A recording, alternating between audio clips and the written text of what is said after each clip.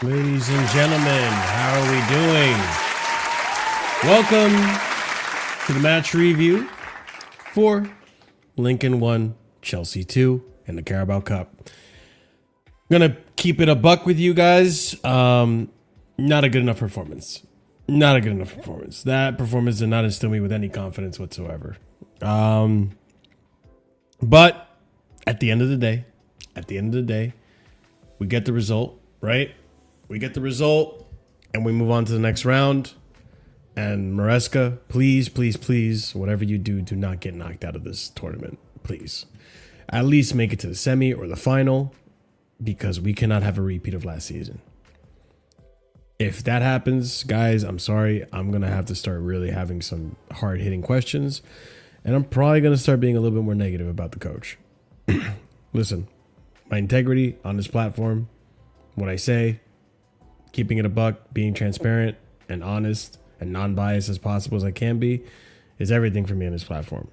So I'm not gonna, blow up anyone's ass and pretend like this was a good performance. It was not. But before we go ahead and talk about it, dissect it, and talk about each individual performance that we saw today from a heavily rotated side as well, by the way, guys, I'm not gonna, deny that. We're gonna ask you guys to smash up the like button if you haven't done so already. Be sure to subscribe to the channel if you are new here. Also, if you're watching this on mobile, because I noticed this the other day, that mobile is kind of what where the feature is located. But if you're watching this on mobile and you're in the comment section, you're watching this in the future, hype up the video. There's this new feature on YouTube mobile where you can hype videos up, and it helps with the algorithm, gets you into a hype playlist or a hype list or whatever, which I guess shows you to more people that might like the video, just like the like button. So all this stuff helps the algorithm work in our favor, ladies and gents. And then with the algorithm working in our favor, we can bring more perspectives and more new users to the platform and or to this channel, Casually FC, and we can have more football discussions, because the more questions, the more answers we look for, and the more answers we look for, the more understanding we get of what is happening at Chelsea and all that stuff. Now, before I even start, one more thing I'll also say, guys, be sure to also check out the memberships. There's 4 different tiers starting at 99p, and at the proper casual tier, we give shout outs at the end of every show. So yeah, guys, be sure to check out all that, and it helps out the channel. All different methods of supporting the channel, which I try to bring you guys as much content as possible in my day-to-day. And yeah, so we bear with me as I'm doing solo so far. More people will join a little later. But yeah, quick summary of today's match. Very, very heavily rotated side. Obviously, it was what we wanted. Acheampong was not able to make it onto the lineup due to flu-like symptoms, apparently. According to Ben Jacobs, that's what he reported. Lincoln City. I'm just trying to find how the first goal went about, guys, because I'm not going to lie, I can't remember. Oh, that's me. But yeah, essentially, guys, it was a really heavily rotated side. Palmer is out with injury at the moment. You saw the likes of Buonannotte get his, I think this is his first official start. I don't know if he started before. I think, oh no, he did. He did start against Brentford. Where, yeah, he got hooked at halftime. I don't even know if it was because he was bad, but mostly just, tactical substitution. But yeah, I'm looking at this right now. It's, oh, I remember the goal. Yep, I remember now. Okay, so yeah, looking at the lineup, Tariq George starting at the striker position because Mark Guiu is cup tied. Buonannotte in the 10. Gittins and Garnacho on the wings. Gittins started the game off on the right, but ended the game on the left. Same thing with Garnacho, with the opposite left for the Garnacho, ended the game on the right. Enzo Fernandez is the only real starter in this team, and Chalobah, that kept their place. But yeah, Fernandez in the pivot with Andre Santos. Chalobah in the center back pairing with Wesley Fofana. Hato on the left back, Malagusta at right back, and Jurgensen in between the sticks. And we're going to have some really uncomfortable conversations about a lot of these players, especially Jurgensen. But yeah, so to summarize the game, ladies and gents, that's the lineup we put out. I'm not going to pretend and sit here and pretend I know any of these League One players. But yeah, they came out ferocious. They came out pressing us. They came out with a lot of pressure and a lot of pressing, which had us shook for the first 5-10 minutes. Once the game finally calmed down a bit, which, listen, this is the thing that I've noticed and I've disregarded a lot throughout the years of watching football. The home team is always going to come out furious. The home team is always going to come out pressing hard, and they're going to come out with tons of energy from the get-go. They got the fans behind them. They're hyped up. They're going to be doing all the pressing, all the hard yards, all the running. So one thing that was always told to me is that when you're the visiting team, hold off for the first 20 minutes. Just hold on. Don't concede for the first 20 minutes. After those first 20 minutes, you'll start actually evenly matching the opposing team. And that's essentially what happened. After about 10-15 minutes, Lincoln City kind of tired out. They got a little gassed, and we started to finally get into the game, controlling the game a little more, but absolutely making a meal of all of our final passes. The final pass was not there, and that's one of the most frustrating things, because when the final pass isn't there, we see games like today where we're not creating enough chances. So not enough chances created. Gittins looked a little better today, but again, it's a League One side, so I'm not gonna make much of it. Garnacho really not doing much at all. Buonannotte hit or miss here and there. Off the ball, I'm noticing a lot more about how he just doesn't occupy spaces to get the ball or receive a ball. He's good on the ball. He'll link up well, but outside of that, like, the man is just hard to give service to because you're standing between two Lincoln City men or defenders, and you're not opening up yourself like Cole Palmer would. And that kind of plays a part as to why Enzo didn't have the great, magnificent performance today. And which in the 42nd minute, Enzo's overconfidence, I'll say, led to a pass that Chalobah watched. And listen, I'm gonna blame two people for this one. It was a combination of Enzo and Chalobah. I'm putting more onus on Enzo for giving that type of a hospital pass to Chalobah on the defensive area. Chalobah doesn't step up to it. He waits for the ball to come to him, which the Lincoln City player, I think he's the one that actually ended up scoring. Rob Street takes advantage of it, goes 1v1 with Jurgensen, who played horrifically today, and gets the goal. I'm not blaming the goal on Jurgensen. I'm blaming the goal on Enzo more so than Chalobah, but both need to do better in that situation. And we go into the half 1-0 down against the Lincoln City. And obviously, not a great way to start the game, a horrible way to start the game. And no changes were made in the second half. We go out in the second half, and shortly after, Tariq George scores a bit of a worldie, I would say. A brilliant goal from Tariq George. I forgot who laid it off to him. I think it may have been Garnacho or it may have been Gittins. I really don't remember. I literally came back to stream as it happened. But yeah, Tariq George gets us back into the game. Again, he's playing the striker position. He's not looking good because he's just not comfortable in that position. And then shortly after, actually 2 minutes after, Tariq George passing it, doing a little link-up play through the middle with Buonannotte, who is really good at the link-up play. I'll say that about Buonannotte. Very good in tight spaces. Ends up kind of dribbling, gets a little fortunate of a few bounces go in his favor. And he does a little link-up play with Tariq George in the box. And then luckily for him, the ball bounces in front of him. After doing a few dribbles here, and gets the second goal for Chelsea. And essentially from that point, Chelsea kind of hold off. I mean, we did make some substitutions for Stevao. Garnacho was kind of bland this game, didn't really do much. Shimueka came on as well later on in the game for Tariq George. Cucurella came on for Fernandez, and Neto came on for Gittins around the 70th minute. So gave some of these players that didn't play much a few minutes to kind of, maybe give us a few more goals in this game to really solidify it.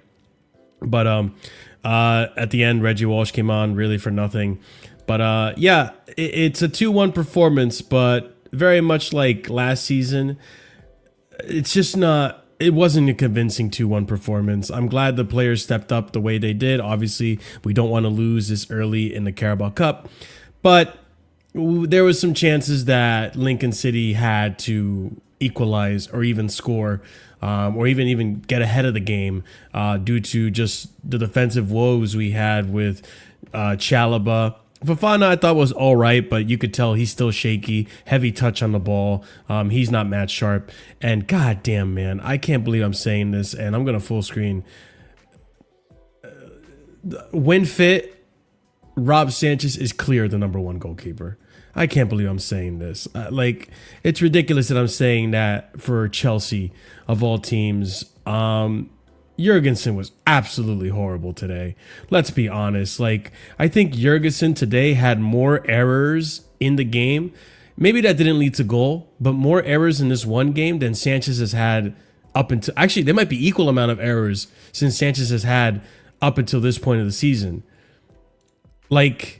It's exactly, Coco. It's so baffling to see how bad this keeper was today. And we're lucky that, we're fortunate that we were able to keep a clean sheet, but Jurgensen is not the answer, people. I'm telling you right now. Jurgensen, as much as you might dislike Sanchez, Jurgensen is making it very clear after appearance after appearance after appearance that he is not the right person for this team going forward.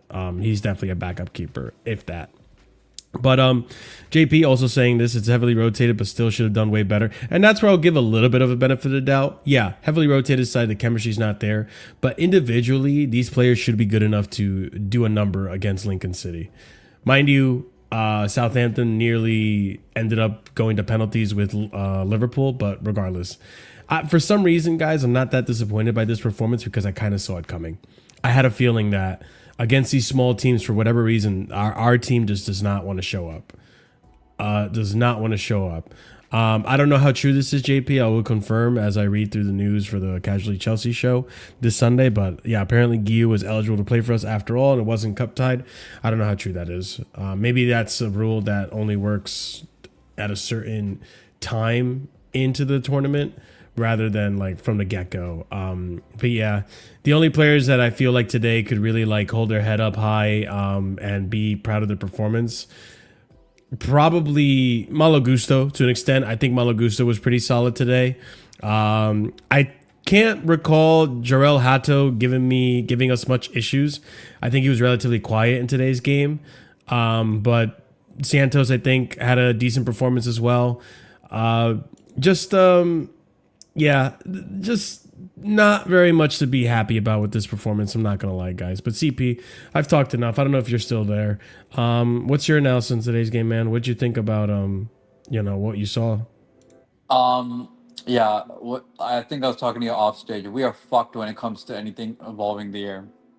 Mm. Long balls, throw in, crosses, anything involving the air because Jorgensen is shit at claiming, and our defenders and Chalaba especially is shit at heading the ball. So it's playing and it caused so much chaos. So that's what was happening every time. The only bright sparks we have are Andre Santos, I think. Today in terms of being a steady presence. Malagusto was for the most part pretty good. Buonannotte was lackluster, and it felt like every time he was trying to dribble the ball into the net instead of actually trying to score it. It's just it worked once, and it's because it's Lincoln that he was able to do that. But if he wants to do this BS in the future, then good luck in just your career in general, being in a top club, because that's not happening. You're not like Messi, like literally, you're not Messi. So, um, yeah, Yeah. Tyreek George, great strike. Hopefully, someone tells him that eventually. Who said that last season to someone? What? I think Felix. Who was it? Kyle Walker said that to João Felix last season. You're not Messi. Could be. I think you're right. You remember that? Yeah, now it's jogging my mind. But yeah, Tyreek George bailing us out. To be honest, what a amazing strike. To be honest. I need to see that goal. I'm gonna see if I can find it while you talk. Yeah. It was, yeah. If you can find it, it's a really good strike. But other than that, yeah, just a shit performance until we brought our starters, and then when we brought our starters, obviously it looked great. Gittins was okay-ish. Garnacho looked kind of threatening-ish in the first few minutes when we started gaining possession. But other than that, was bang average. So yeah, everyone was really just shit to bang average. Yeah.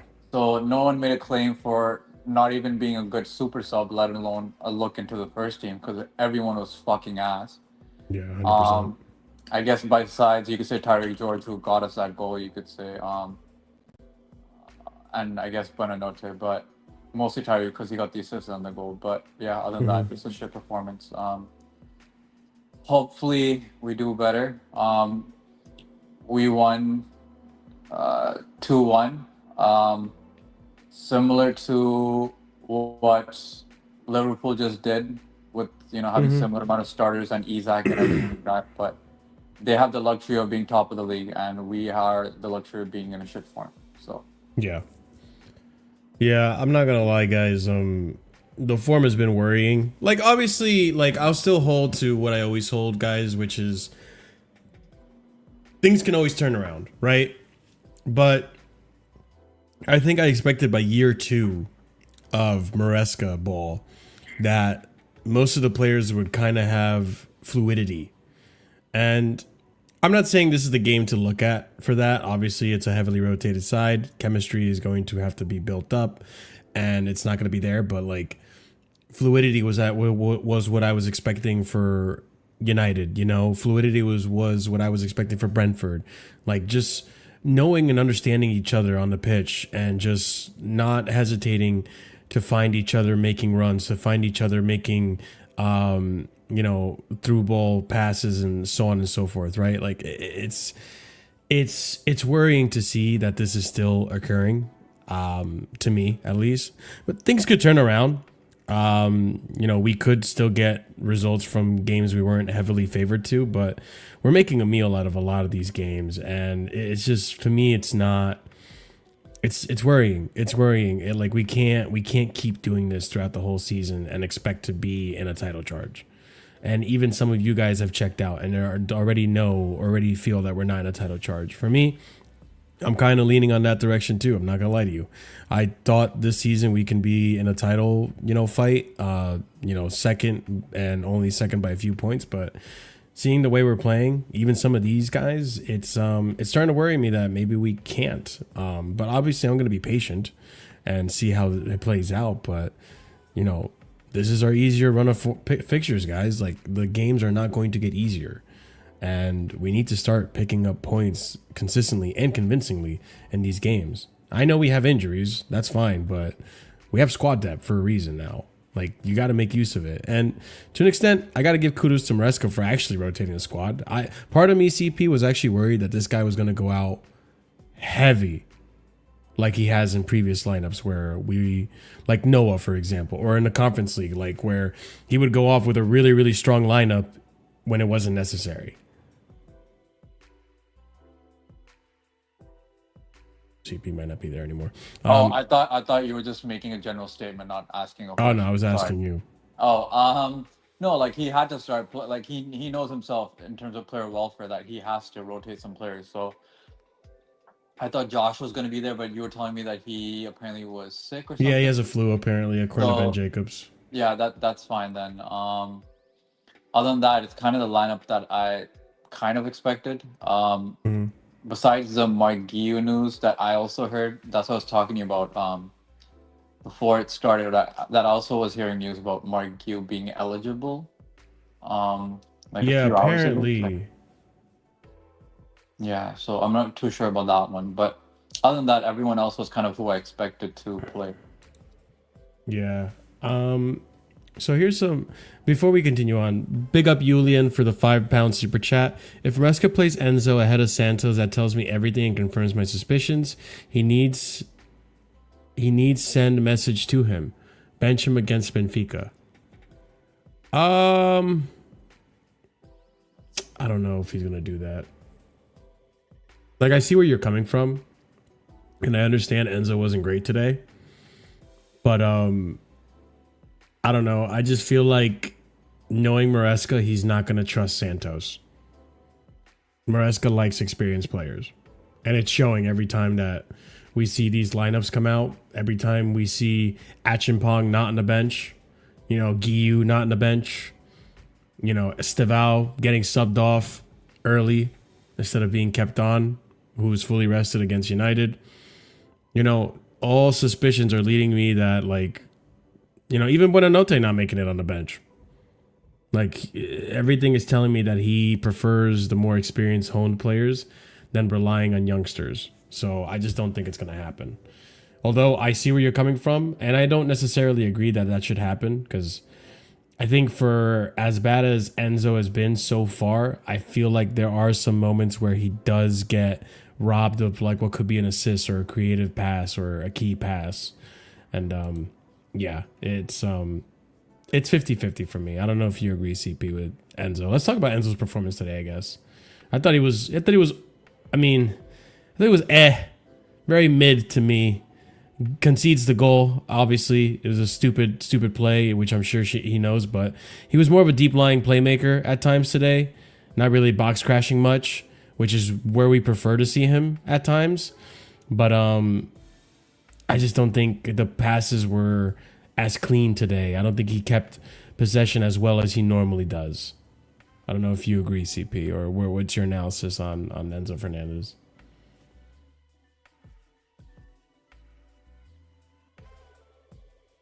Okay. Maybe he did step away. But yeah, I don't know, guys. Like, Enzo Fernandez for me. Sorry, I was muted. It's I think he was just, some passes pulled off of most were not great decision making, I would say. Just yeah, just not really picked things up yet. So yeah, well, hopefully he can pick it up soon, because if you're talking about an easy run, to be honest, the easy run is going to happen after our international break. By the way, after Liverpool is our easy run until Arsenal, where we're playing the Sunderlands and all these teams that we really, really should be beating up until we play Arsenal and Barcelona. So if there's a stretch where Enzo needs to pick up form, that's going to be the stretch. So yeah, I hope so, because like what the thing is, like, Chelsea are making a meal of all these easy games, and that's what worries me. Yep, that's what worries me. Like, that to me, I don't even know if I'm gonna put that on Enzo per se, right? For Maresca, but that tells me, like, to an extent, it feels like it's a mentality thing, like what Ahmed was saying. Like mentally, like I thought we were gonna take ourselves seriously this season, but the players are kind of, I don't know, for some reason it feels like the players have this attitude that like, oh, we're world champs, we're Chelsea, we'll be fine, and they don't step up the gear like it's a final. Like they're not playing the games like it's a final. Mind you, yeah, it's 2 games a week, and maybe they're, not going 100% all the time, but still against games like Brentford, like teams like Lincoln City, even United, like surely we're better than the performances we're putting out there. Yeah. And that to me tells me it's player mentality to an extent. Oh, without a doubt, it's been, I don't know, it's been a shit show. I'll be honest with you. Yeah, it doesn't instill me with confidence at all. What are you gonna say? No, there's so much momentum after the Club World Cup that it's gone. It's I fully would say gone. so. It's feeling like we're almost at Fulham levels again, like before Fulham from last season already, and we're only in September. Let me ask you this, and I don't want to believe this because I feel like that'd be too naive of Maresca to do. Okay. But do you really feel like the linchpin to this system, the linchpin to what made everything click in Club World Cup? Yeah. Well, we do start the attack off from the back, and he helps with counters. He helps with at least aerial defending. So yeah, if our whole attack starts from the back, and he's our most important because because the goalkeeper passes primarily to the center back, which is basically only him. And then he's the one who either plays it to a right back or punches it straight into the midfield. And even though Tolson's okay at passing, he's not close to Levi Colwill's level at all. So, yeah, you could say it. Which, like I was joking with you off stream when we were watching the game.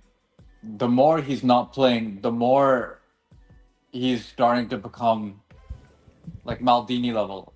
Obviously joking, Yeah. but you know what I mean. Like I was talking to Dark, and Dark is even starting to believe this. He might have the form he was at the end of the season. Maybe he was like a top 6 to top 5 center back in the league.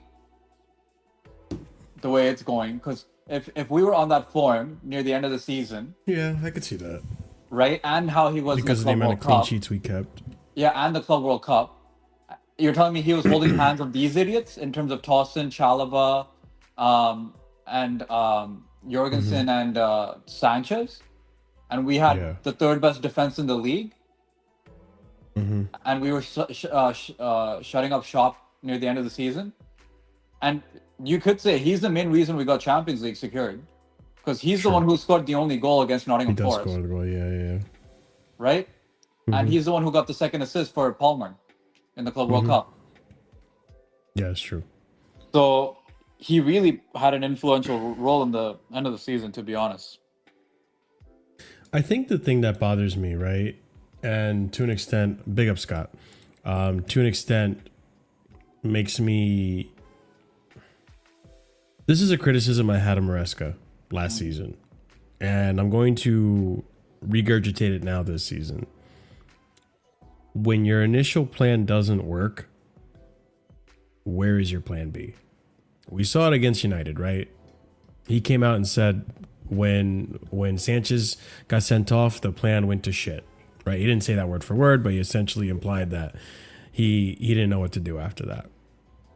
Brother, you're a manager at the highest level in Premier League.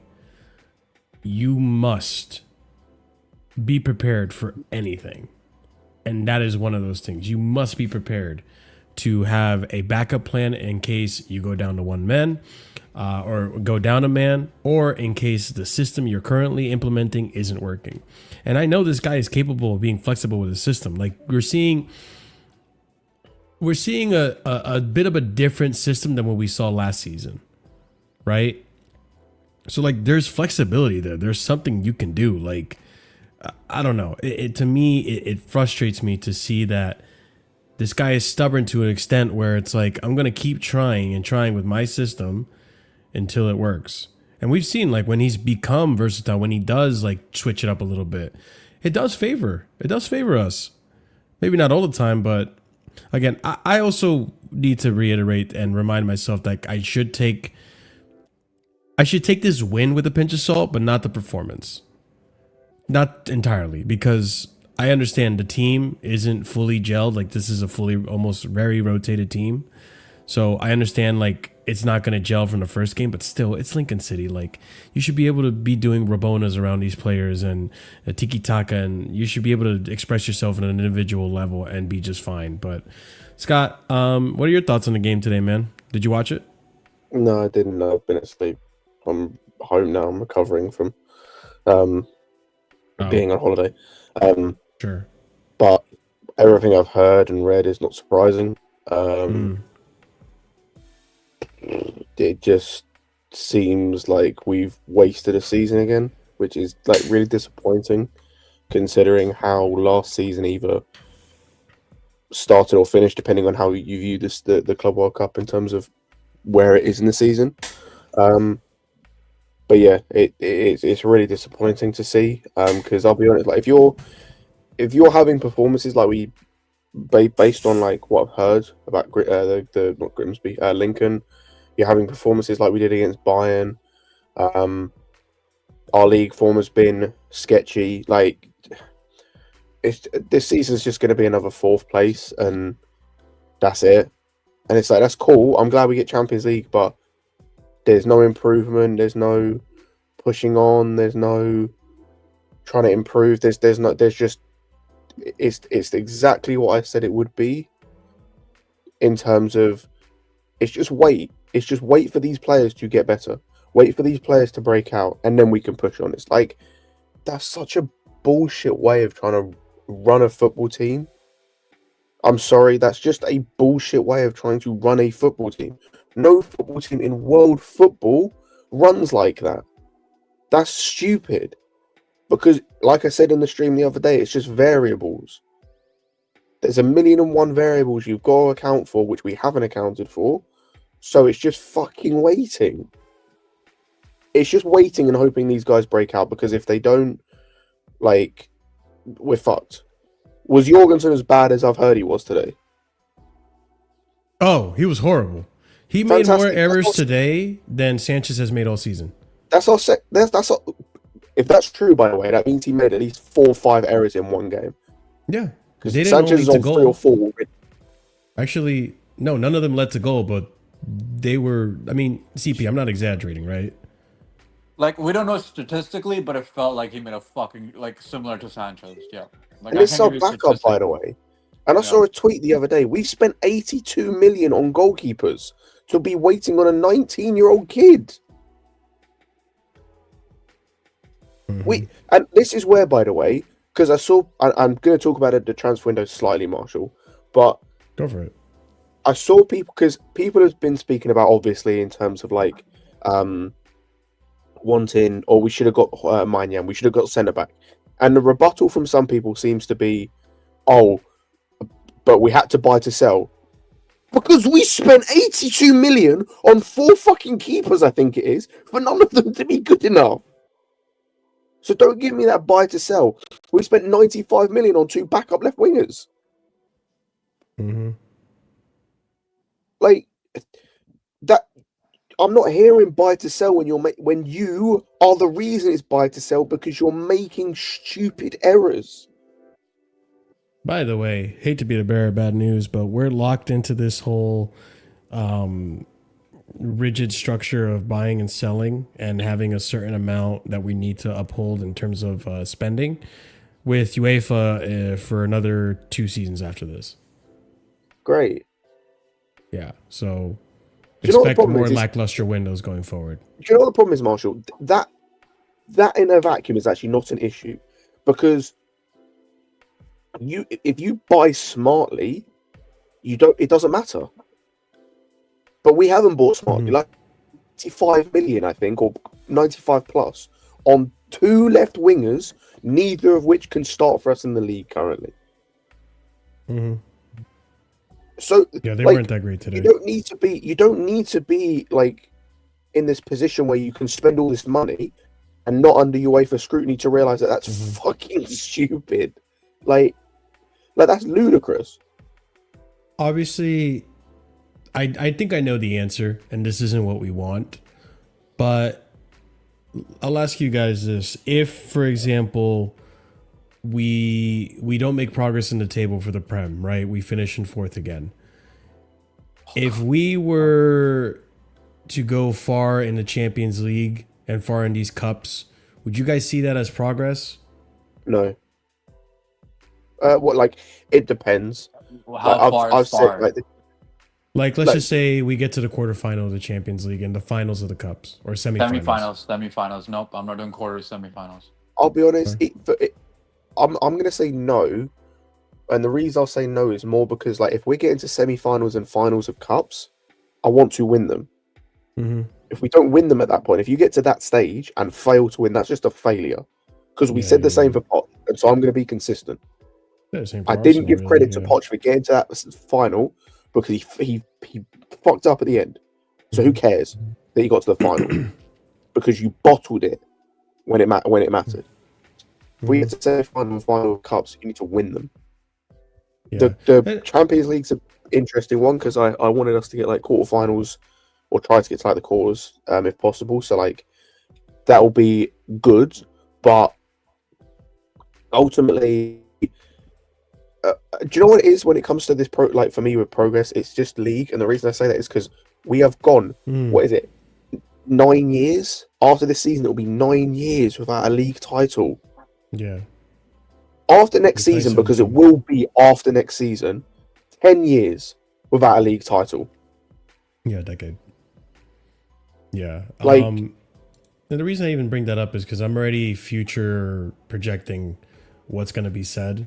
Because I think if that does end up happening, we stay in top 4. I think Maresca's job is secured. I don't think he's going to get into any trouble. But what some fans will say, and I could even agree with to an extent, I won't be happy about it, but I can see where they're coming from, is that, okay, well, this is their first season with a Champions League schedule.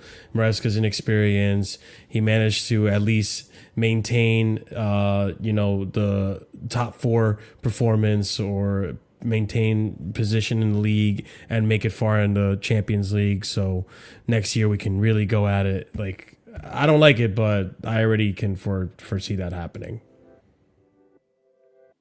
Yeah, like I just don't know what to think going forward in terms of where to hope for anymore, because like we're meant to have this apparently next season is a season we're meant to challenge. I said this the other day. I have absolutely no faith that they're going to do anything in the window so that we can challenge. Like. Go and look at the window we just had after getting Champions League. First window after getting Champions League, and nothing changed. We signed one starter. Technically, in terms of when we signed him, we signed one starter. We might have signed 2 because of a tactical change we've had to do, which is funny as fuck. But out in a window, you signed 2 starters. And only one of those you could say currently is a guy that can actually raise the level of the team. No one else you signed is either a guaranteed starter or a guaranteed level raiser. Or floor raiser for that. Like, fuck even level raiser. Floor raiser. I'll take a floor raiser. We didn't even sign that. Neither of our left wingers currently have affected the team in any meaningful way. The left back currently hasn't affected the team in any meaningful way outside the fact if you can now rest Cucurella. But guess what? Not even doing that because Gusto's coming on left back. And I don't even know how did Hato play today. Did he do the same bullshit where he was playing in the left 10? He was all right. He wasn't playing. He wasn't playing like a left 10. Like Cucurella came on, and Cucurella was like a left 10 pretty much. Like great. Like that. So we've got slight progress of he went from being cheeks to he's played okay. Yeah. But this is a young kid. No complaints from him. That's all I gotta say. But you know what's fucked? I can't get on his back He's a young kid. Yes, he's played like 100 games, but in a completely different system. The way he played left back at Ajax is not the same way he's playing it here. So I have to give him time because that's what's going to happen. Adrian Spitting, by the way, Kudus was there, and it was Kudus you could play on the right, have Esteval as the backup, and put Neto on the left. No problems. But you didn't want to do that. You wanted to buy Gittins and Garnacho. Guess what? Another kid who is needing time. I don't know how he played today, but he's needing time. This is just speaking about the season in general. And a guy who most of the fan base hated because he wasn't good enough and has come in and has shown not really any that picture has shown not really anything, like, at all. Yes, there's a couple of moments, the cutbacks are okay, but like, we got on Madueke for less. We got on Neto last season for less. We got on Mudryk for less. So I'm not trying to hear, he does a good cutback. Like, so that's our left winger options. Our backup striker's George. Sorry? Yeah. Yeah. Apparently, there's rumor that apparently Guiu isn't cup tied. I'm trying to look into that. Yeah, I don't know if it's true or not. That's crazy. 'Cause he wasn't even on the bench today. Even if he wasn't cup tied, he's not playing today. That's what's fucking stupid. I'd be really bad. If he's actually not cup tied, then I don't know There's what no reason why he shouldn't play. Enzo Fernandez doing there. Like, just no trust because he played the Conference League, and this is like the same level, I would say, roughly. Anyway. Like, yeah, but Chris, he didn't. You forget, he didn't trust him in the Conference League until I think someone got injured because it was really? And Kunku and Felix were playing every. He would be top scorer in that league if he didn't get injured as well. Like, he was scoring a lot of goals. Oh yeah, 100%. But Chris, he only started playing, I'm fairly certain, because he wasn't playing to begin with. It was Felix and Nkunku. Both of those guys were playing. Them two were playing there. Yeah, I remember that. He what game was it he came in? Was it Shamrock Rovers? Maybe I was thinking like he was trying to, and then kept his place after that. So I assumed like he was just trying to ease Mark Gu like into the conference, into the team anyway, because he was new to us. So maybe I was thinking he was just easing them in. But no, he doesn't trust him because he didn't trust him last season, and nothing has changed. And that's what I find baffling: is people thought things were going to change. I was hoping. I mean, listen, at the end of the day, too, like, if this is the beginning of, like, okay, this is like a gelling phase where some of the new players need to be more integrated to how Maresca plays and all this, and then fine. But I need to start seeing some progress soon because we can't be throwing away these games because we didn't have a preseason. We had 3 games, right? Like, I know Buonannotte came in late. I know Garnacho came late. But regardless, even with the games that you have played, you've had your starting players there. You've had the players that have understood the system since last season. Why is it that this season, now it looks like they're kind of lost again? Like, we're trying to, hunt with a dull knife here. And we were sharp as a razor when it came to the final. Marshall, where I will disagree with you slightly and say, like, the preseason thing does matter to an extent is you did have a extended preseason as well because you had the Club World Cup. But these sporting directors, and I go back to them again because I've spoken about it before, Gittins could have come in before the Club World Cup. You didn't want to pay the money then, so you waited the entire Club World Cup to pay the money afterwards. Mm-hmm. You paid the same money afterwards, or halfway through by the time it was, that you could have played at the start. You didn't want to pay it. So he could have been here for the Club World Cup and he would be in a better position than he is now. Mm-hmm. You're telling me you couldn't have done Hato earlier? You could have done, but you decided not to. You waited. Mm-hmm. The backup 10 thing. You're telling me that only became an opportunity towards the end of the window. Bullshit. You said, I think... Once again... One second, Chris. Go ahead, Chris. No, it's fine. Yeah, you're saying how much we bought these players for like afterwards. You say we spent like even 18 million on keepers, and we didn't get Mike Mannion, who's potentially like 15 to 20 million. Who could have been a solution to that? Anyway. Didn't want to spend the 15 million or 20 million or what it was, but like, as seems to be the case with everything with this club at the moment, when it comes to on the pitch, it all leads back to these sporting directors, and they got given a 6-year contract extension. Yeah, that's for doing nothing. At least wait till you get a result out of this, like Premier They're League Yeah, blaming the they progress did in They're nothing blaming and that. the got a contract manager. extension. Like they did literally the square root of jack shit and got a contract extension. Mhm. They're going to be here forever, by the way. I hope people understand this. People are talking about, oh, they need to be sacked. When are they going to be sacked? They will never be sacked. They are going to be here forever. Unless we have a like astronomical collapse, and even then it will be the manager that loses his job. These guys will be here forever. The only way that they leave this club is if by some grace of God, some other club decides to come in and take them from us. Hmm. And who's doing that? I don't know. Brighton. They can return the Chris, favour. Chris, what are your thoughts on today's game, man? Like, I would say obviously it's a poor game, like for sure. Defensively we looked a bit shaky at times, but I want to also like say like I wanted us to use the B team, and we used like a lot of our you know, B-sided players, like rotational Sure. players, and they never really played together. So I kind of want to like, you know, we saw George up top, who barely plays up top. We saw Buonannotte at 10, who's played like, what, 2 games. Gittins, you know, Gittins, like he's trying to adjust or whatever. Like he's played about 3-4 games, I think, first. And then we play, yeah, like we play like a bunch of players just not really play together, and a lot of them are like B-sided players. So I kind of want to say, yeah, we got the result, and we did get the rest of our players. I thought it was pretty good to see, but like, yeah, obviously the performance wasn't the greatest. Like, first half I thought we were shocking, like definitely.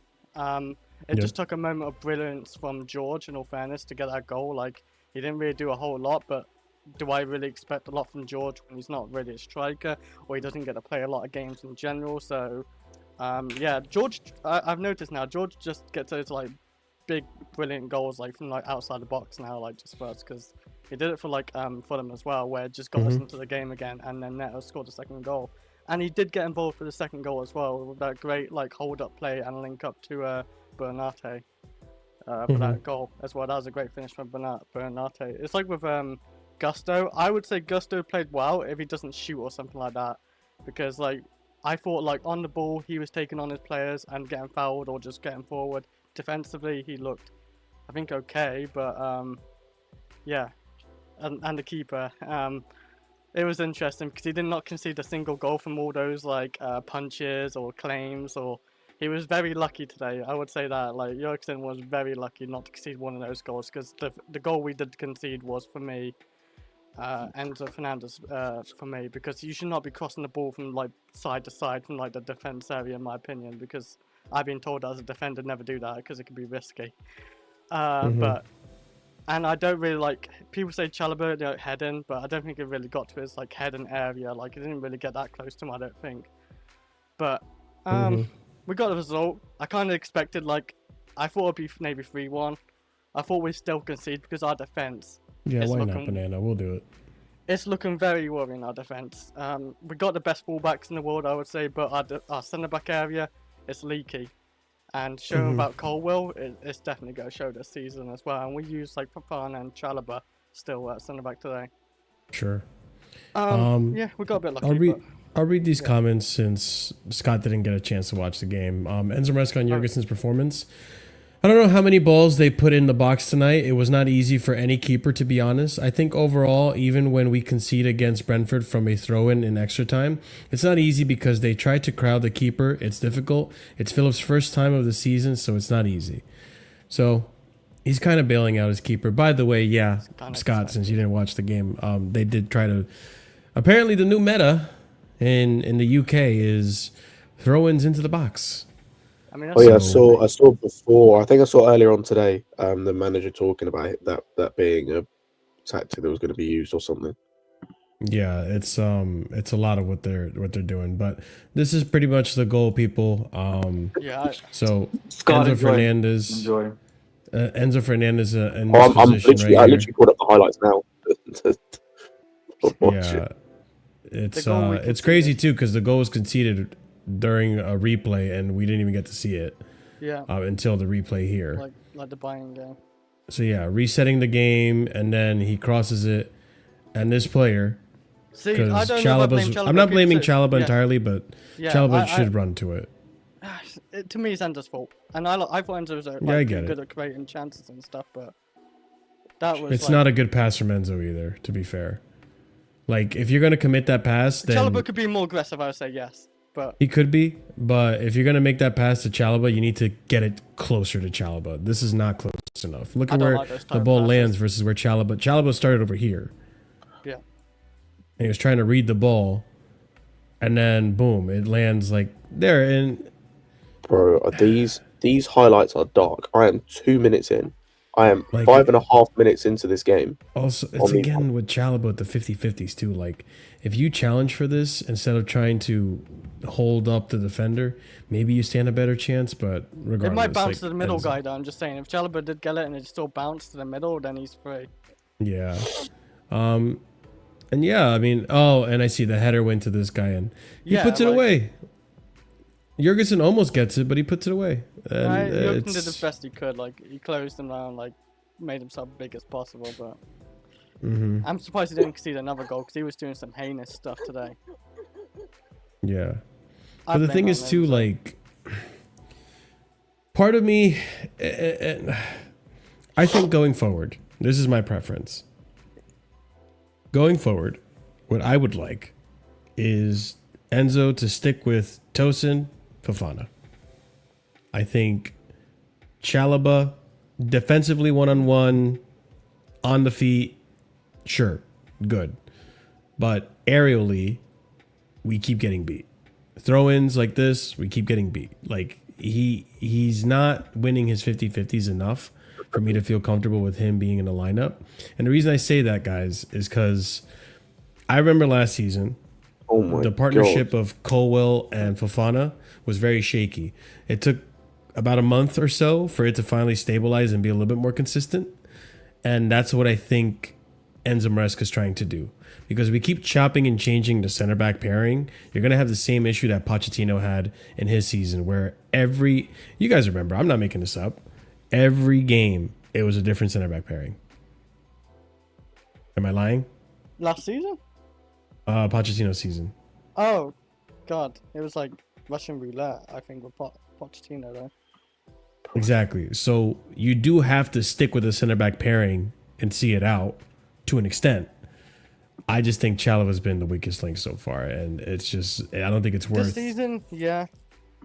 I probably agree with that, but like, I'm not going to pretend Tosin this season has not been great. Either. I'm not gonna pretend Tosin's been perfect either, but I just don't see his errors as blatantly as I His see passing Chalobah's ability, errors. for me, what make him should start anyway, like on the left side and play Exactly. Fofana on the right. But can we expect Fofana to last all season?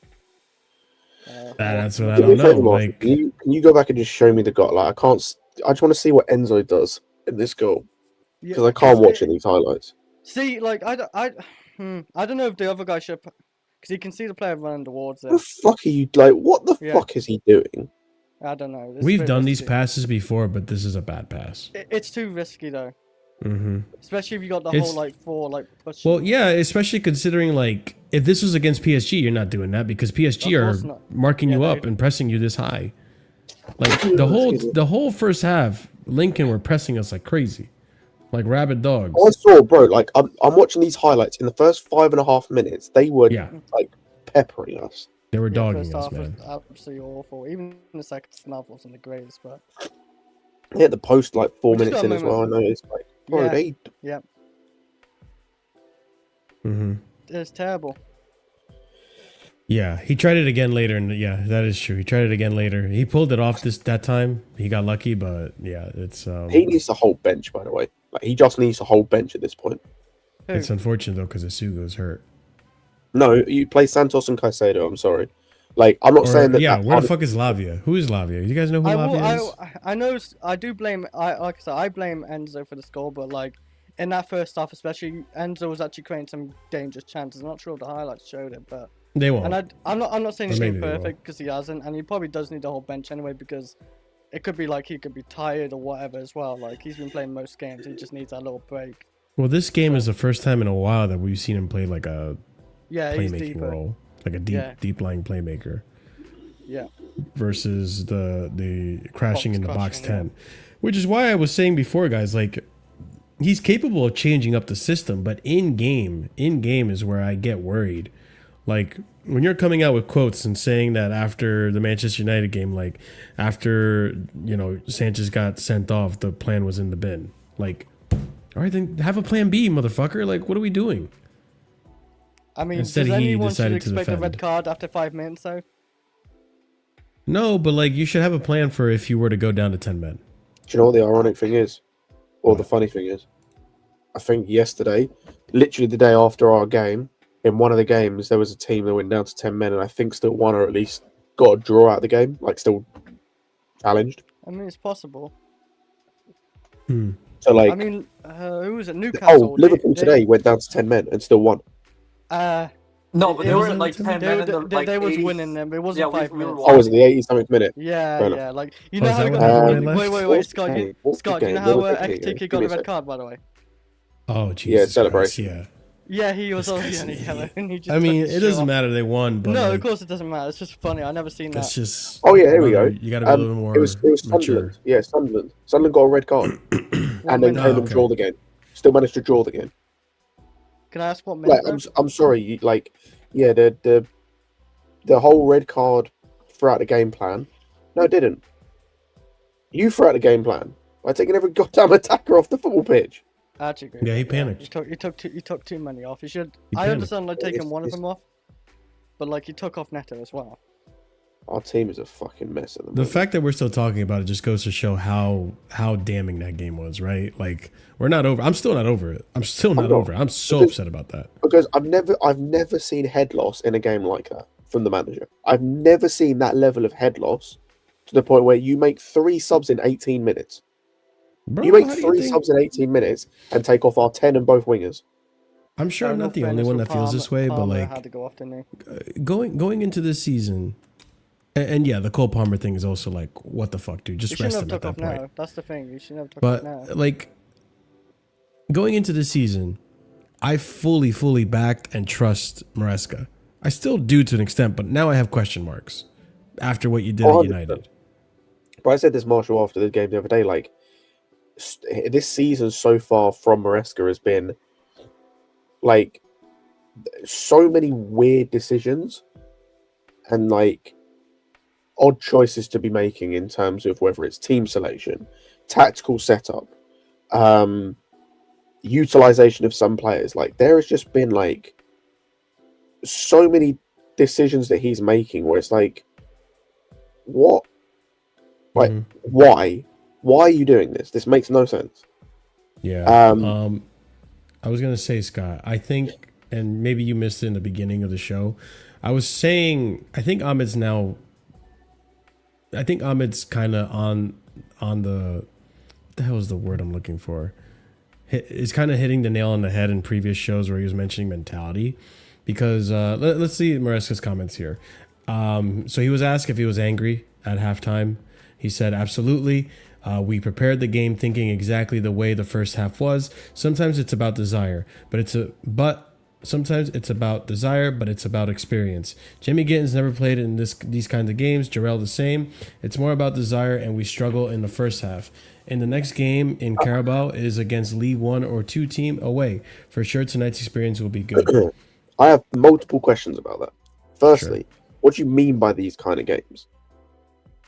I'd love to know what he Physical means. games. Because if we're talking physical games against lower level opposition, that's bullshit. Because Gittins definitely would have played against that in the DFB Pokal. Hato, obviously, I don't know. I don't know how many games he would have played against. Weaker opposition. He'll play quite a few because it's just in the Eredivisie. But I don't know. In cup games, it's different. Secondly, even if that's true, you have 9 players on the pitch then that know how to play in this type of game against League 1, League 2. Wherever they are, like, that's not an excuse, man. But I think to an extent, like where I was saying with Ahmed is, I do really think some of these players shift into like second gear because of the opposition they're up against. Like against United, I do think some of those players were switched off, thinking like, it's United, I'll be fine. I don't have to give my A But game. Marshall, I disagree because they can't do that against United. We haven't beat United in at Old Trafford in 12 years. Like it's something ludicrous. It's like 17 years or something. Like I can't remember what the exact number is off the top of my head. We haven't beat them in 13 years. 13 years. Yeah, 13 we haven't years, beat them in years. So that's like we faced all manner of United teams. We faced them when they're bad, when they're good, when they're really bad. We faced them with managers that are in their first game, in multiple games. Yeah. Like, I understand that, but I think for me, manner of United teams. It's about the players respecting the opposition, right? Like when we were up against PSG, I think a lot of us had our doubts that we were going to win that game, right? Like I wasn't even fully confident we were going to win it. Like this game, 100% confident we're going to win it. PSG, maybe 65, 70% chance we win it. Like I think we had the talent to do it. And the players, I think in that game, knew they were the underdog. They wanted to prove something. They knew who they were up against. They knew they had to bring their A game. And I feel like against United, against Lincoln, they're like, oh, we should be fine. We don't need to bring our A game. Like, we're good enough. We can beat them. And then they get humbled like this, at least in the first half. If they thought that about Man United, like, it's going to be walking the park. Yeah, I don't think they thought that about Man United because that's stupid. Like, you haven't won in 13 years. Like if you think you're going to stand up and win, you're an idiot. If you're an idiot, yeah, if they thought that way. Like, there's been way better teams that have turned up and haven't won than you. So, like, I doubt that. When it comes to, like, these games, and I know this was the case with, like, who Ahmed talked about this with the Conference League last season. I don't know if I believe it that much. The only reason being is because, there's a couple things. Number one is, like, I just feel as at some point you just have to have a level of pride, and also it's more for the young players. Not the young players, sorry, the new players. I'm thinking about this. Like, I find it hard to believe that Gittins or Hato or Andres Santos or Buonannotte or the guys that have come in that are new have that same level of mentality. They'd want to prove something, yeah, for sure as well. The time. I would hope so. Surely they want to prove something or whatever. Also, if they do have that mentality, then it goes back to sporting directors of how are you not vetting these guys? How are you buying players whose mentality is piss poor and is willing to, like, just kind of have this level of arrogance that they're just going to win games just by being on the football pitch? Like, that's really poor. Those are not the type of players I want at this football club. If you're going to have an ego, it needs to be with something. Like, it needs to be a level of ego where it's like, yeah, I'm good because I'm good, you know? I'm an Mbappe level player. I'm a Yamal level player. So I can afford to have this ego because I'm just that damn good. Like, no one in this team outside of Palmer and obviously Caicedo. Well, yeah, but, like, I also think it's harder to have that level of ego as a defender. Yeah. But, like, most of the time it's attackers, if we're being honest. Yeah. But it's like two guys in our team then that you can say deserve to have that level of ego in terms of what they've actually done. Like, none of these other dudes can afford to have that level of ego. So that's why I don't know how much I believe it fully, because that would mean you're just buying players with that, like, that mindset. And outside of Garnacho, and even Garnacho, I feel there is a level of, when he's played, there's a level of, like, he actually wants to play. I'll say that about him. He's shown that he, like, looks like he wants to play and he wants to actually help the team. He's just ass. Like, he's just cheat. Yeah. Like, genuinely just not a good player. Like, his dribbling is some of the worst I've ever seen. Some of the worst I've ever seen. But there is a level of commitment. So I don't know if I think it's that. I just think it's the team looking like disjointed more than anything. It's just looking a bit lost, which I find weird. That's what it feels like. Because most of these guys are still here from last season. And that's what I was saying in the beginning. Like, it just feels. That's why I feel slightly vexed, because how do we go from as being as sharp as we were in that Club World Cup to where we are now, where it's like if I were the manager, if I was a coach in this situation, I keep playing my strongest lineup, and then I don't mind you playing Gittins. I understand Gittins isn't ready right now, but if Gittins isn't ready right now, then try Garnacho, just one at a time. Don't do what you did at Brentford, which is bring 4 players that haven't been in the squad since. No, he had. Marshall, I'll be honest. He had to. Brentford, I don't have any issue. He had to do that because you were playing 3 games in the space of a week. We were also playing Bayern and Man United. Brentford was the game you had to do that. You had to bring in Hato. You just used him incorrectly. You had to bring in Buonannotte. You just used him incorrectly because you had João Pedro picking up the same positions. You had to bring in Gittins. He just sucked.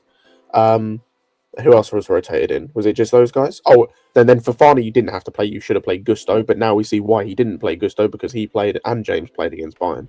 I played both of them. Wow, this is an amazing waffle. See, action, I don't think where was Lampard action ever won point us a today? That's the trophy, one so thing you I- can't even compare. You're trolling.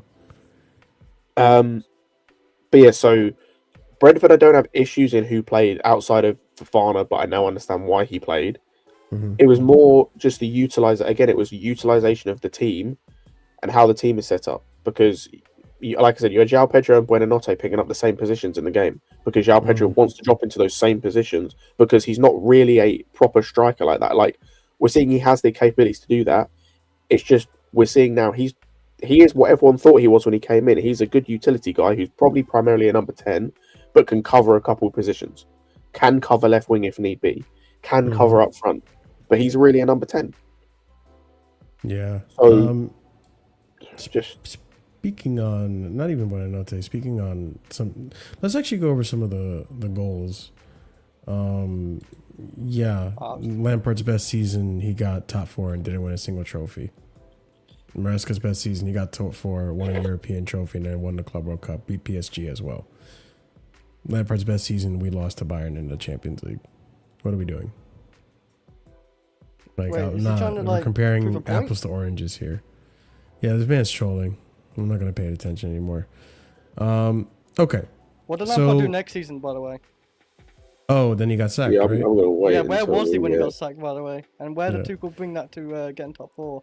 Oh, yeah. I like Yeah, and Lampard, like, remember, Lampard said that team wasn't ready for Champions he got some League. good signings that season too. Yeah, he did. He And he did. had a good midfield. He got and back to defense. more than Maresca, to be honest. Yeah.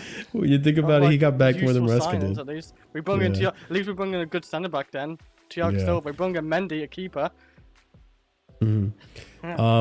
So, Gittins and Garnacho, in my opinion, were okay. They weren't lightning. They weren't great. You know, I was hoping they would be great in this game because it's Lincoln City for no disrespect to Lincoln City, but come on now. League One side versus professional top league players, you would think they show out more. And by the way, this is the same exact criticism that I had for Nkunku last season. Where I was like, Nkunku, I need you to be more involved in the game. I need you to be like dominant, not just lucky goals, missing a pen against what was it, Noah or whatever it was? I don't even remember. It was horrible. So I'm keeping the same energy, right? But first goal that Chelsea get in the second half, Gittins, who did create some chances from time to time. I mean, also Garnacho as well created some chances. Nothing super obvious, but ends up creating a chance from, you know, the defenders of Lincoln making a meal of it. And this is a brilliant goal. This is what Malo Gusto dreams he can do every single fucking time he takes a shot from this side. That's a great goal. A brilliant goal from Tariq George. Tariq George, who played striker today, which I'm not a fan of.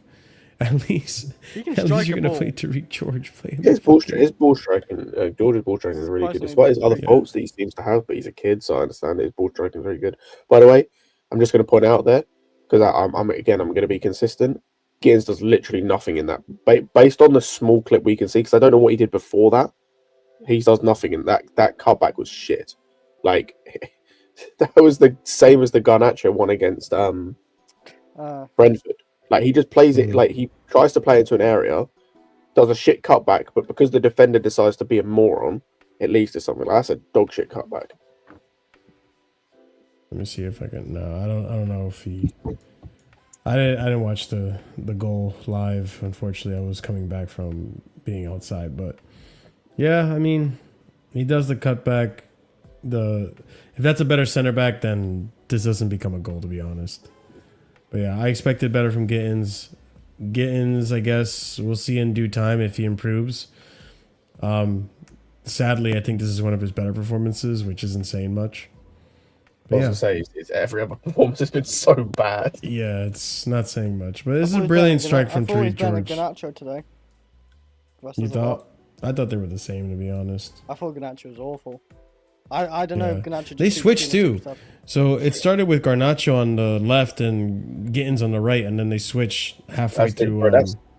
That's if I'm looking at just both of them as players, That's what they should be anyway. Like, they should have started the way that they finished, if that makes sense. So Garnacho on the right, Gittins on the left. Yes. Yeah. When you consider their best attributes as players, there's literally no reason why Gittins should start on the right and Garnacho should start on the left when they're both playing. Yeah. So that was the first goal that Chelsea score. The second goal is right here. I really like this goal because it's hold up and link up to Bernardo. Yeah, we'll play it all the way from here. It's a relatively good play. It starts with Enzo. Who do we lose? We lose CB. Starts with Enzo. Continues with a little layoff, and then we go wide to Gittins. So I can see what you're saying, Chris. Gittins was a little bit more involved. Because yeah, Gittins was the one that finds Buonannotte in the middle. I did not see anything good to say about Garnacho today. Yeah, he was really out of the game. I've noticed, unless I missed something, but he was just. He had one run where he goes up here and he crosses inside again, but nothing happens because no one's there. That's about it. I can't remember much with Garnacho. And then like a lot of crosses going like way over the whole like our attack and going to like near throw in. So this is a good link up and hold up. So there's a player. I'm not gonna lie. George, I think he's onside. Okay, yeah. Oh yeah, George is definitely onside. So yeah, the layoff for Tariq George, the link up play was there.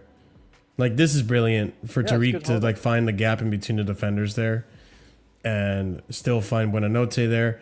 I was hoping Buonannotte would shoot from here because you have the space, but no, he also makes a meal of it. He's good in tight spaces, I'll give him that, but I think a little fortunate that right here, that center back doesn't get in a good position to block it, or it kind of bounces off of him or rolls through him. I don't think he meant to meg him, and Buonannotte scores right there. I think it's a good goal, but it's a little bit fortunate if you ask me. Well, it's the second. That's the second game in a row that he's done something like that. It's just that because the level of opposition we played, he got away with it. Like he did that against Brentford as well. Remember when Enzo took that shot on his left foot? It was on this side, and they were doing a little getting in a similar area and just take too many touches and having to pass it off because he takes too many touches. You need to shoot. It's just this game. It's like because the level of opposition we're facing is so much lower, no disrespect to Lincoln, like he's able to take that many touches and it not matter and the opportunity not go.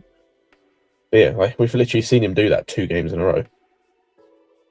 Yeah, he likes to dribble with the ball. It's very obvious. But off the ball today, like it's a lot. Touchy. What? He's he's having too many touches on the football. He's a little touchy. Yes, he is. We'll call it that. We'll bring that back.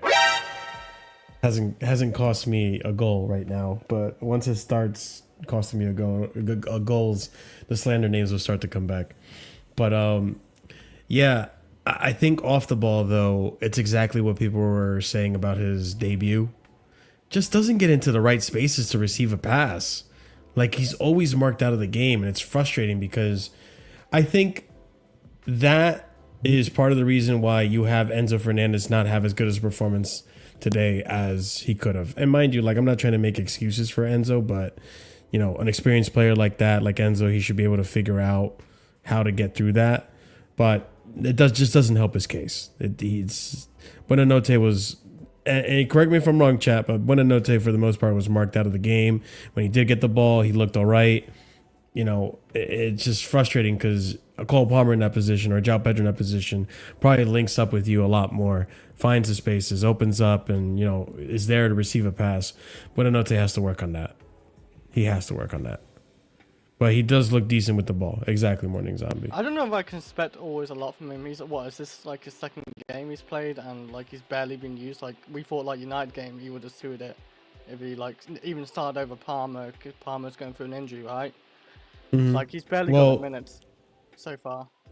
I will say, which we can, I don't know. Well, I should continue on Buonannotte, and then we'll talk about.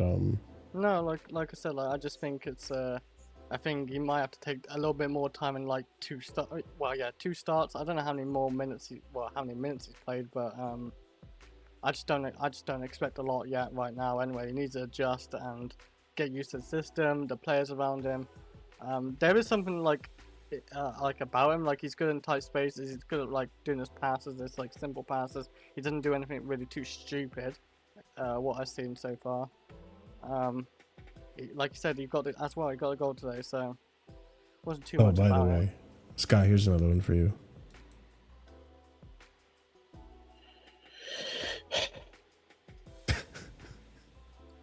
He pretty much concussed Fofana in the first, like, what? Oh, he Chris, did what him. minute was this? This is the first 10 minutes, right? Oh, he hit Fofana in his face. Actually, like, let me zoom into this because this is just comedy. Ben how Roberts bad is a it fucking clown. Look at that. The nose. Do you see the nose? Hang on. Do you see the nose? Look at the nose. Dude, his nose is fucked. He got clobbered here He's trying to kill our own people. by his man. own keeper. And obviously this was like, the motherfuckers weren't talking to each other. And, Well, you know, you ain't as a gonna talk to him keeper, after you that. have to... Like, listen, I haven't played ball in years, but as a keeper, I remember one of the fundamental No, things you was always you claim you that have to call the yeah, ball. If it's have you, to you claim it. have to. Keeper! Like, I You remember should that. read That's like shit. 101. Like, you have to call it. And nearly concussed the guy.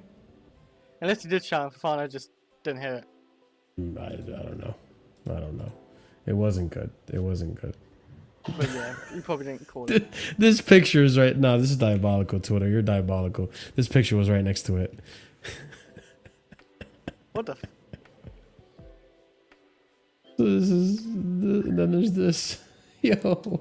Hey, we have a keeper problem. We bought 8 keepers though. Our keepers, man, are fucking terrible. They're so bad. We had man. Petrovic, you know, a solid keeper, had a good year. We're like, nah, Yep. you ain't the first choice. You have to earn your spot, and we got like. On Burnley's I won't- defence, I won't statistically say one of the the word, best but this we season. got. Not Burnley, yeah. Bournemouth. Burnley, what? Sorry. Have they been one of the better defenders this season? I think I it's know had they've a been good one of the season best so far. teams. I don't know about their defence. By the way, something interesting for you guys in the private chat. You want to go over that? I just saw that ADHD I kicked don't in. really want to. It's Oh nothing god. bad. But Oh. it's Oh, this is completely different. yeah. So, what did Maresca say to players at halftime? It's better I do not say.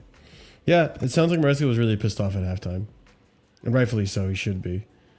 But I'm really hoping that soon we actually start seeing Acheampong make more appearances. I think today, if Acheampong was fit, I think he does play today. And I think we see the partnership of Fofana and Acheampong, where Fofana maybe is the more aggressive player, you know, going forward into the midfield. And Acheampong maybe tries to dictate play a little bit. But Yeah, that's not gonna work, I'll be honest. Both of them want to like drive forward with the ball, which doesn't work. Mm-hmm. Jesus Christ. But yeah, I'm glad Fofana got 90 minutes. I think he got 90 minutes. Because, listen, as much as we want to shit on Fofana for his unavailability, when he's fit, he's our best defender. He's better than Tosin. He's better than Chalobah. Like, we can't Stop forget there, that. okay, that's good. I don't think I'm saying anything outrageous. No, he is. No, you bet. Yeah, he's better than like most our centre backs. It's like him and Colwill, only good centre backs. To be honest, I think Chalobah. I still stand by. I think Chalobah would be a good squad player. I've always stood by that. Yeah, I agree. He can play even the right back, and he can have his definitely good games. I have no issue with him being in the squad, but relying on him to be a starter, you know, with no Colwill especially, it's gonna be asking him way too much. He's not at that level, and that's just how I felt with him. I do like At least him, 5 games for him to be a starter, but I don't need to see 5 games to know he's better center back than all of our defenders. No, it's not even just the 5 games for Fofana this season anyway. It's the seasons we've seen him play. Like, he's a good player. Last season Yeah. as well. Like, it's him and Colwood. They're the 2 best centre backs. The problem with like Fofana is just, yeah, like obviously he's just always injured and he's had surgery, right? Maybe this is like gonna change and hopefully he's fit for more games. Look at Reece James right now. Knock on wood, like just he's been fit for most of it now. Yeah. One thing I wanted to ask, guys, in terms of who the fuck was I? Oh my god, I'm drawing a blank here. What player? Marshall's having a stroke. No, please no. God damn it! I had an actual talking point. I totally fucking forgot That it. sucks. That does suck. Did it do with a player? It was something about our defense, but I can't. System like inverting. Player. Kukureya. No, Chalobah. no. Gusto had a decent game Thiago today. Silva. You've been mentioning Thiago Silva a lot lately. No, I haven't. Yeah, you have. No, I haven't. You've mentioned him a fair few times before United and after United. Bafana had a decent game today. Chalobah, the less I speak. Goddamn. Yeah, no, I can't remember. I just know Jurgensen had absolute howlers today, so I don't want to see this guy play anymore, man. I really don't. I don't want to see either of them. Maybe he's a confidence player. He needs to play more often to like not be like that. But you can't be that type of player as a goalkeeper. That's literally makes no sense. It was bad today, man. I couldn't believe it. I never seen him fumble the ball so many times though. Like for Chelsea. No, today was bad. Today was bad. How do you buy someone worse than Sanchez? Like, how is that physically possible?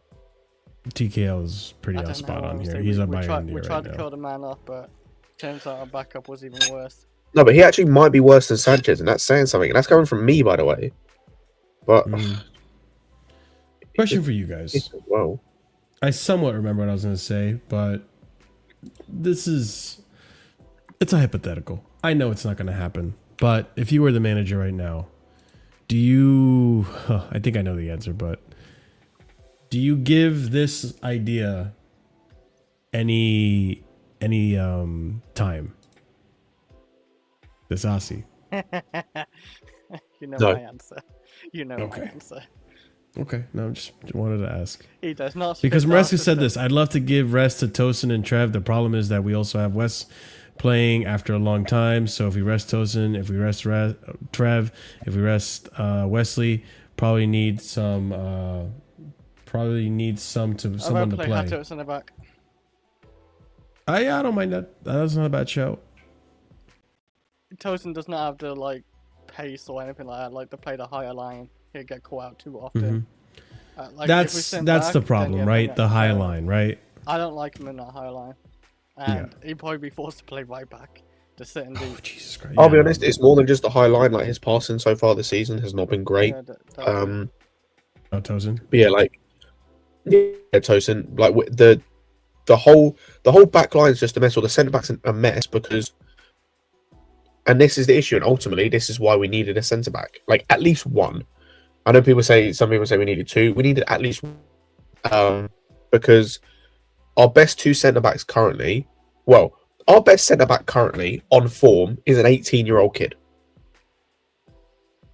That's firstly, like, Yeah. Fofana hasn't played enough, and when he's played like against, I know he was right back, kind of, but against what's it called, Brentford, he was just meh, like extremely meh. When he played against United, he was okay, like just okay. And today, based on what I'm hearing, he was kind of just okay. So on form, Josh is our best centre back, followed by Fofana. But both of those guys stylistically are the same type of player in terms of they want to be aggressive, they want to step out of the defence, whether that's with the ball or without the ball to engage the player. You can't have both centre backs do that, especially in our system. So both of them can't play together. So one of Chalobah or Tosin has to play. If you play Chalobah, you've got an issue aerially, but defensively he's been way better than Tosin. If Tosin plays, you get the aerial battles, but defensively he's been shit. And both of them passing wise has been a mixed bag so far. So this is the issue.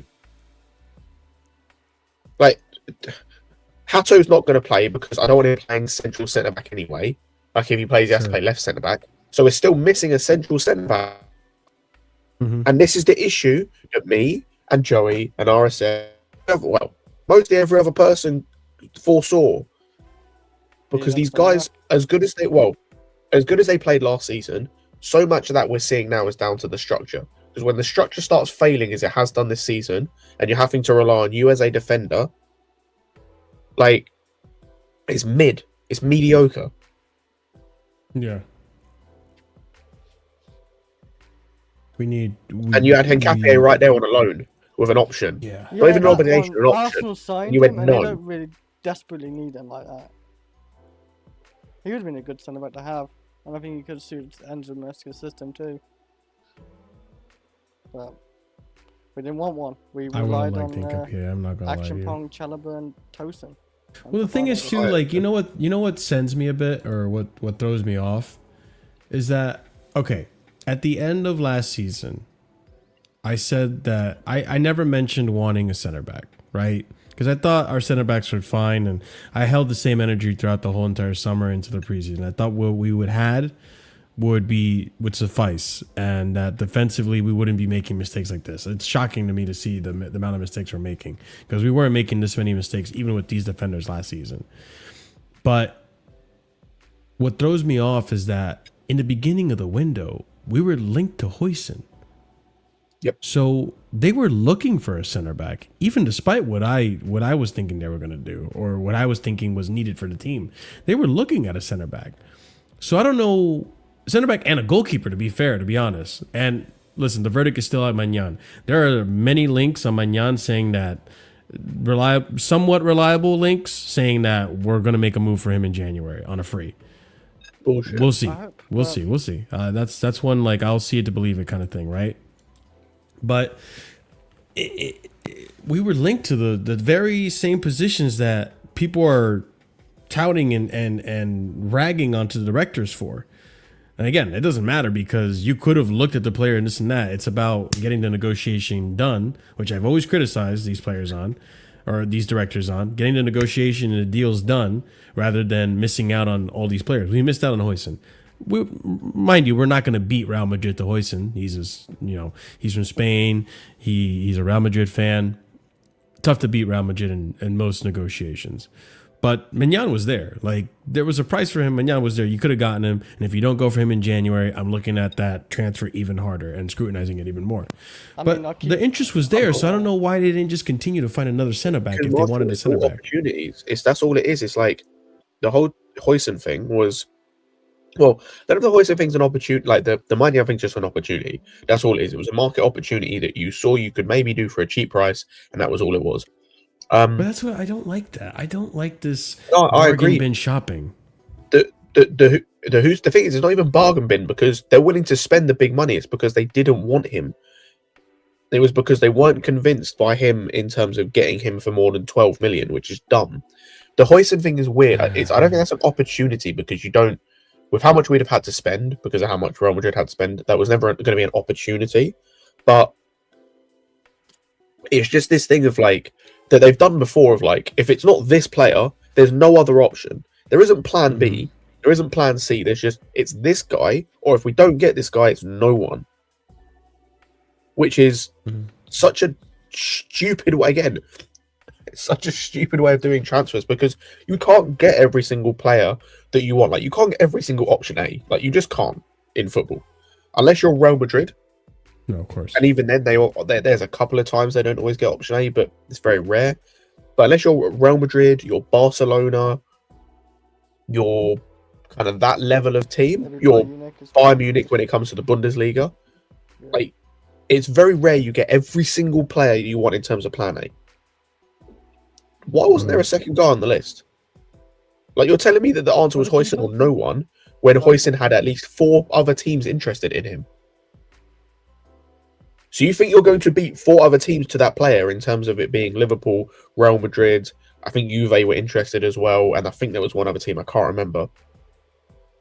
But it was at least 3 other teams that were interested in him, and you think you're beating all 3 of those to him? Like, that just... It's, again, planning. Piss poor. Again, as per usual with this team. I think I found something, Raj, on the Giyu thing, by the way. I've been looking for this. All right, Enzo Maresca on Guillau's absence. This is an hour ago. The reason why is because yesterday in the game preparation, he felt something. Nothing important, but with Liam Delep already out, we did not want to take a risk. So tonight we gave Tariq George and Jamie a chance. So he is eligible for the Cup He games. didn't want to risk it. No, He so didn't wanna risk it. that tells me they knew beforehand. Yeah. So it must be a rule where, like, during a certain part of like the Cup ties, like round 4, round 3, like you can't get Cup tied. But if it's like round of 16 or whatever, however the Carabao Cup phases go, then after a certain phase, then you can get Cup tied. It must be that. Well, That's he's funny got as fuck, by the way. nothing good. How is, of all players, Mark Hugh feeling something? I don't know, man. We're falling like flies. This is ridiculous. And by the way, if that's the case, like, he hasn't played football. He's just been training. Yeah. Outside of one game or a couple of sub appearances. Where's he picked this injury up? And surely you should have known about this.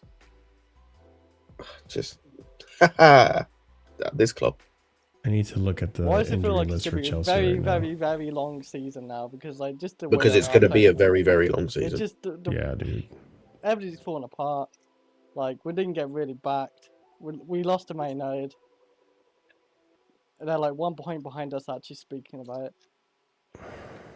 Let me see. Maybe my top 3 was a bit over the top. Colwell's injured. Badiashile's injured. Lavia's injured. Isugo's injured. Liam Delap is injured. Guiu is precautionary right now. Palmer's injured. Palmer's injured as well. So we have essentially 7 injuries right now. We're only, 6, 7 games already into the season? 7 games played, I should say. We have yet to in pass total. September. This is insane, dude. What the fuck? This is wild to me. It's going to be a really long season. Yep. This season is almost a write-off for me, by the way. Almost. I want to see us against Brighton, but if we lose to Brighton as well, I'm very worried. Very. See, I don't think we I'm lose to already Brighton concerned. just because their record at the moment is so bad Yeah. that like I'm they saying can't we- defend. They wasn't can't we still defend for lose? shit. Yeah, So I wasn't expect we us to still score. lose? Like, Well, let's actually talk about Brighton since that's the next game. I think we've kind of we've wasted expended. that. No, we didn't waste it. Link- I think we've Lincoln- kind of Lincoln City, expended man, what a waste. enough analysis on this game because really, like, honestly, it's hard to like sit down and analyze the game when it's you've done an supposed to hour and be a half. a straightforward game. Like, we should be winning this game. And you know, it was one of those performances where we were in control for most of it, but we were just poor in the final third. Like, you know, the creativity wasn't there. Like, the fluidity wasn't there. Like, Gittins and Garnacho barely did enough. And although Gittins was slightly better, but they barely did enough for us to have like, oh, he was so good because of this and that. Stevao came on and he looked a little brilliant. I'm hoping he starts, and he actually has to, because Buonannotte is he can't play the next game against Brighton. James or Garnacho have to play next game as well. Mhm. Probably. Let me look at Brighton's form here. Oh Jesus! Brighton won against Barnsley 6-0 today. By the way, against Barnsley. Well done. Yeah, good for them. Okay, they're 14th in the Premier League. Jesus Christ. Yeah, their form hasn't been great. Like defensively, they've Didn't been they bad. draw to City? Actually, think about it. Didn't they draw to City? I watched that game. I'm pretty sure. 2-2 to the Tottenham. Yeah. Then they lost to They were Bournemouth. They were 2-0 up in beat that game, by the way. City. Yeah, they're turning up. Yeah. They beat City, Chris. They beat him. Okay. Yeah, They've they had a lost to few, Everton. They drew to Like, Fulham. realistically, right? They've had a few Up and tough down, up and games. down. Southampton 2-2. Yep. Southampton, man. Yeah, they started the season with a draw. Then they went to Fulham and drew again. They lost to Everton after that. Beat City, lost to Bournemouth, and drew to Tottenham. And now they have us next. 10 a.m. my time, Saturday. That's Great. We're gonna struggle with that game. We're gonna make a meal out of it. Yeah. Yeah, we If are. win, we scrape it. We'll score a few goals and just if we do. Mhm. But the way like if there's no Palmer, we're not in good form. Our defense is looking way worse now. Like since like Crystal Palace and West Ham and maybe game after that, like Fulham. Yeah. Our defenses looked Against Brighton, low way. Fofana has to play. Like, for me, right now, Fofana's a shoo-in. And I'm sorry, I don't want to see Chalobah anymore, man. I really don't. Like, put Tosin in there. I wouldn't play Chalobah against Brighton. Like, No, it has like- to be Tosin on the left, well, in the central, and Fofana on the right. Like, I don't I see either. understand. What? I don't understand. No, I'm sorry. I understand if you don't want to play Acheampong in this game and you want to just give him the League Cups and maybe some rotation in Champions League. Cup today. But He was. I don't know, because at the same time, Scott, like he has to build up a partnership with someone, right? Like he has to stick Yes, with play center him. backs. He's like, I don't like So you want every single centre Acheampong, back is Fofana? either Tosin. Not Tosin, sorry, Tosin Fofana. Acheampong. Or you're saying Acheampong Fofana? Acheampong should be starting every single game going forward. Yeah, he should be. It really, There's no realistically, reason why he shouldn't. You're in a position where two other centre backs are playing like shit. You have four centre backs currently. Two of them suck, are arse, are terrible, Yeah. are playing like shit. Fofana, we still don't know whether he is actually fit enough to play multiple games during a week. True. And like, we're I mean, all he played also- against United. if we're all about this, if we're all about this, like preparing for the future bullshit, which it looks like we are because we're writing off potentially another season, just play Josh. Because the next season comes around, Josh has had a full season of playing football. He's actually hopefully showing what he can do. Then it's one of Saul or Anselmino can play next to him. That's your partnership going forward. you have to think about it. Yeah, you have to think about this approach, Marshall, as the way I told you before, man. It's time to play the young lads. That's the way you have to approach it now. Because You can't this approach this- season for me, yeah. like, sorry, Armin, just before you go. This season for me, like I said, it's almost a write-off. We're not winning Champions League. Sorry, we're just not. We're not challenging for the league title. The best that we can hope for, in my opinion, is top three. Is third, which Yeah. is a small improvement, but I don't really give a shit, to be honest. Mm. And I don't think we'll win in a cup. So to be honest, this season is probably a write-off in terms of just get Champions League and that's it. I think with Josh, you can still get Champions League. I still think he's good enough. So just play Josh. Yeah, I just think for me, Marshall, and I said this to you before, this season has to be again. It's, and the way I saw it at the beginning was another developmental season where you got to hopefully improve into third place and try to be consistent in terms of performances, right? That's the way you have to look at it. And I think for me, Acheampong needs to be starting games. Hato, I liked what I saw from him. He needs to be coming off more off the bench, in my personal opinion. You know what I mean? When we're seeing our games now, so that we can at least give Kukurea some time off. I'm going to be honest. I'm really expecting, I can't lie to you, Gui to be playing against Brighton in some way, shape, or form. Whether like it doesn't need to be. Would they be starting off the bench? I think that needs to be happening a lot more. There's no Palmer anymore as well. So the thing we need to also realize now is that Esteval is going to be getting probably starting minutes now in the team. So he's another one that you're going to be looking at.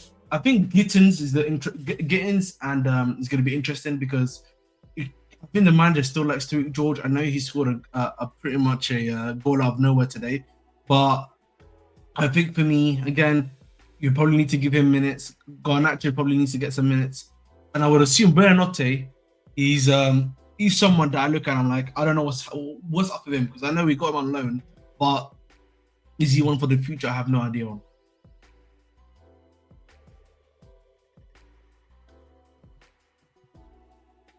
Quick little clip I just wanted to add here. I don't know, Prime or Ahmed, if you knew this. I just confirmed it pretty much. Here's a quote from Maresca. Guiu's absent. The reason why is because yesterday in the game preparation he felt something, nothing important, but with Liam Delap already out, we did not want to take a risk. So tonight we gave George and Jamie a chance. So this tells me that Mark Guiu is not cup tied and he was available to play. He just wasn't rest. So going forward, we do know he's not cup tied now. Bro, do you not know? Apparently, the news that came out before even this was that he didn't even get on the bus because Chelsea were only informed 2 to 3 hours before the match that he wasn't cup tied. How the fuck was like, Chelsea informed about the thing is, Ahmed, like this quote tells me, like, I don't know if it's just because that's what I heard. Because that's Oh no, I heard the same. Yeah, I had the same thing. Mm-hmm. But this quote tells me that they knew beforehand. Because if it was a case of he was just like, if it was a case of he was absent because of the issue, you just say it was we didn't find out until we were on the coach. Like you wouldn't need to do this. Oh, he felt something. That tells me they already knew, and they just didn't risk him because he felt it like tightness in something. The one thing, the one thing I'm gonna say is that either way, he did play Chimaheka this game, right? And if Gui is gonna be hurt again, I don't listen. Tariq Jordan, a striker, he's not going to impose his will. He's not good. I don't know if he can even do a job in the Premier League in that position. No, I'm just gonna be right. So I'm just gonna be honest with you. You might as well just play a striker there. Even though I know Jamaica's academy kid, at the very least, you're gonna get something out of him in that position, right? I hate to put it like that, man, but that's the only way I can legit think about it at this point in time. Yeah, I will say, going back to the center back stuff though, I don't mind if going forward we stick with a center back pairing, and it again, once you pick a center back pairing, Maresca, you need to stick with it, and this goes to chat as well. You have to, because we can't keep chopping and changing that position, otherwise it's never going to get better. I do actually not mind at all the pairing of Fofana and Achimpong, because despite Fofana not being available, and I don't want to rely on him, but unfortunately this is the circumstances we're in at the club right now, where he is our best center back currently that's fit, and when tip top shape, he's also the best center back in the team. He has enough experience under his belt that he can help kind of hold Achimpong's hand, right? Like, I don't want to compare the two, but it's similar to how Thiago Silva kind of helped hold everyone's, hand in that the back line. Like, Fofana has enough experience that I'm hoping he can actually help guide Achimpong to, make the runs or occupy the spaces where he needs to. It's a big responsibility for Fofana, but regardless, like I do like the fact that he has experience at a decent level to be able to do that, versus like a Chalobah, which, say what you want about Chalobah, like he is experienced in terms of how much he's played, but to the high level of Fofana, like he's both of them at their best. Fofana's always been a better defender, and I think even same thing with Tosin. I'm not gonna lie to you, same thing with Tosin. I'm gonna have to disagree with you, mate, with Tosin. My point of view is the same with Tosin and Trevor Chalobah. It's Tweedledee and Tweedledum. Did you hear anything I said? I heard what you said, and I just had to bypass it because I just think for me, it's just dumb and dumber. It's the same thing I say about Jorgensen and Sanchez. It's too dumb and dumber again. No, I'm talking about myself. I'm not talking about you. I'm talking about my PV. But I'm not even arguing for Tosin to play. I'm saying Fofana, probably at his best, I rather his experience than Tosin's experience. Yeah, so I'd rather the center back pairing of Fofana and Achimpong. No, but Fofana, this is Fofana experience thing. Fofana has no experience, or not no experience, has very little experience. What minutes did he got about? That's the thing. He doesn't have much minutes, but like he's been playing at top level whenever he's been fit. Yeah, no. Either way, listen, I get your point, but the problem for me, man, I'm just gonna be honest with you, Marshall, is that I worry this Saturday, I should say, 3 p.m. against Brighton is going to be a Chalobah Tosin centre back partnership, bro. It better not. I don't want to see Chalobah. And I could just give me see that happen. Give me Fofana. And the thing is, played 90 minutes. The one thing you don't want to be as the manager at times, when things are going wrong for you, is predictable. That's the one thing you don't want to be. And I feel like, you think Fofana doesn't play? No, because he's played against United. He's played now against Lincoln City. I don't know if he's gonna. I don't get why he'd do. If that's the case, wouldn't he rest him for Brighton instead? Because he's got 3 days until Brighton. He played 60 against United, which was 3 days ago. Well, you remember he played as well 2 days ago, actually. Wouldn't he like play? Remember, he's not. This is. Listen. I think for me, the way I look at it is that he's already played 2 games in a row now. It won't be about centre backs, and particularly with Fofana, with how highly injury prone he is. I doubt the club's going to be saying, okay, let's play him against Brighton. I think generally it's going to be probably a Chalobah Tosin partnership. I can see Fafana playing, but I can also see your point, Ahmed, because he is. No, Yeah, because like I think it'll be Chalobah Tosin again. yeah, because it's too the whole. Listen, you need to look at Fafana the way they treated Reese. Obviously, not this season necessarily, but obviously the Yeah, I previous know. season. He Right? was in the I'd say it's even worse. Like in terms Obviously, of it's worse. Yeah, yeah. the But level of what's it called? Like the level of game management you have to do for Fafana, excuse me, is so much worse than Reese because his recent injury history is so much worse. Like this guy can't stay fit for more than like 3 games. At least with Reese, it was like okay, you could stay fit for like a 4 or 5 game period, or maybe even like a couple of months, and then you'd go down. And it was a case of like you could already see there was a level of like he had some fitness. It's just you had to manage it in the right way. But Fafana hasn't even shown anything like that. And it's like the same for Lavia. And it should be the same for Lavia when he comes back. And honestly, like with his injury record, probably should be the same for Badiashile. Remember last season, Marshall? What we're talking about? Benoit. That's what I'm saying, mate. That's what I'm saying. Where is he? But the club don't want to sell him. Okay, That's the Chris, chill problem. out. Chill out. That's crazy. Chill out, Chris. He's another one, by the way, that might put a spanner in the works, by the way, by the issue, because I don't know if the man likes him or not, because like he's basically been out for so long that I don't know what his current viewpoints are on him. But this guy Scott, check it out. But this guy could actually be another one which may start a game before a Chimpong, by the way, in the left side of centre back position. Oh, he will. So, you know, Probably. Right, so that's another one I'm looking at. I'm like, ooh, you know what I mean? If he comes back, he might actually get more minutes because the thing about him, he's a good passer of the ball. Right, one of the things they keep talking about the show is that he's a good passer of the ball. That's Hato, by the way. I don't know, Scott. he's defended. Nice. And that's where the goal comes from. Cool. So like I Gittins said, was just there to receive it. Yeah. Yeah. So like I said, Gittins did basically nothing in that build-up. Like, yeah. Actually, there's more. Drive the ball forward into space a little bit, and then put a dead cutback across. Cool. Sweet. Yeah. Let's talk a little bit about Brighton since that's coming up, and I'm probably not going to have a stream until then. Maybe Thursday I'll have a stream, but I'm worried about next week. You know, I'm a little worried about next week, in my personal opinion.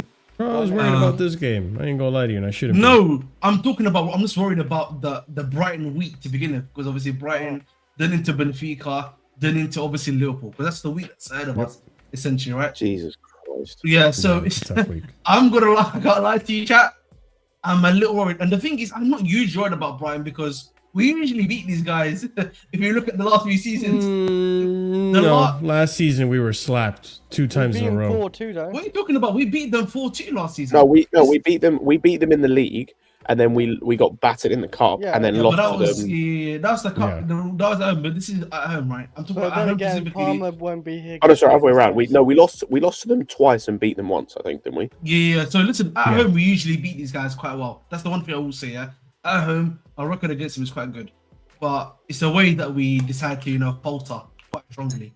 I'm a little bit worried, going into this game because I actually think Brighton are looking good this season. They've even got a good bench this season. They are in 14th place right now, my friend. Yeah, listen, based on position, I get what you're saying, but if you actually look at the way they play and how they've been playing as of recently, I actually think the position is not deserving of the way they've been playing. Does that make sense, Marshall? I mean, yeah, but they're where they are. Yeah, but listen, I can I'll give you another example. Who they lost to. They only lost to, if I'm not mistaken, who is the last? They lost 2 matches. They only lost. They lost to Bournemouth. I mean, they were 2-0 up against Tottenham. Bowled it. They bottled the 2-0 lead that they had against Tottenham.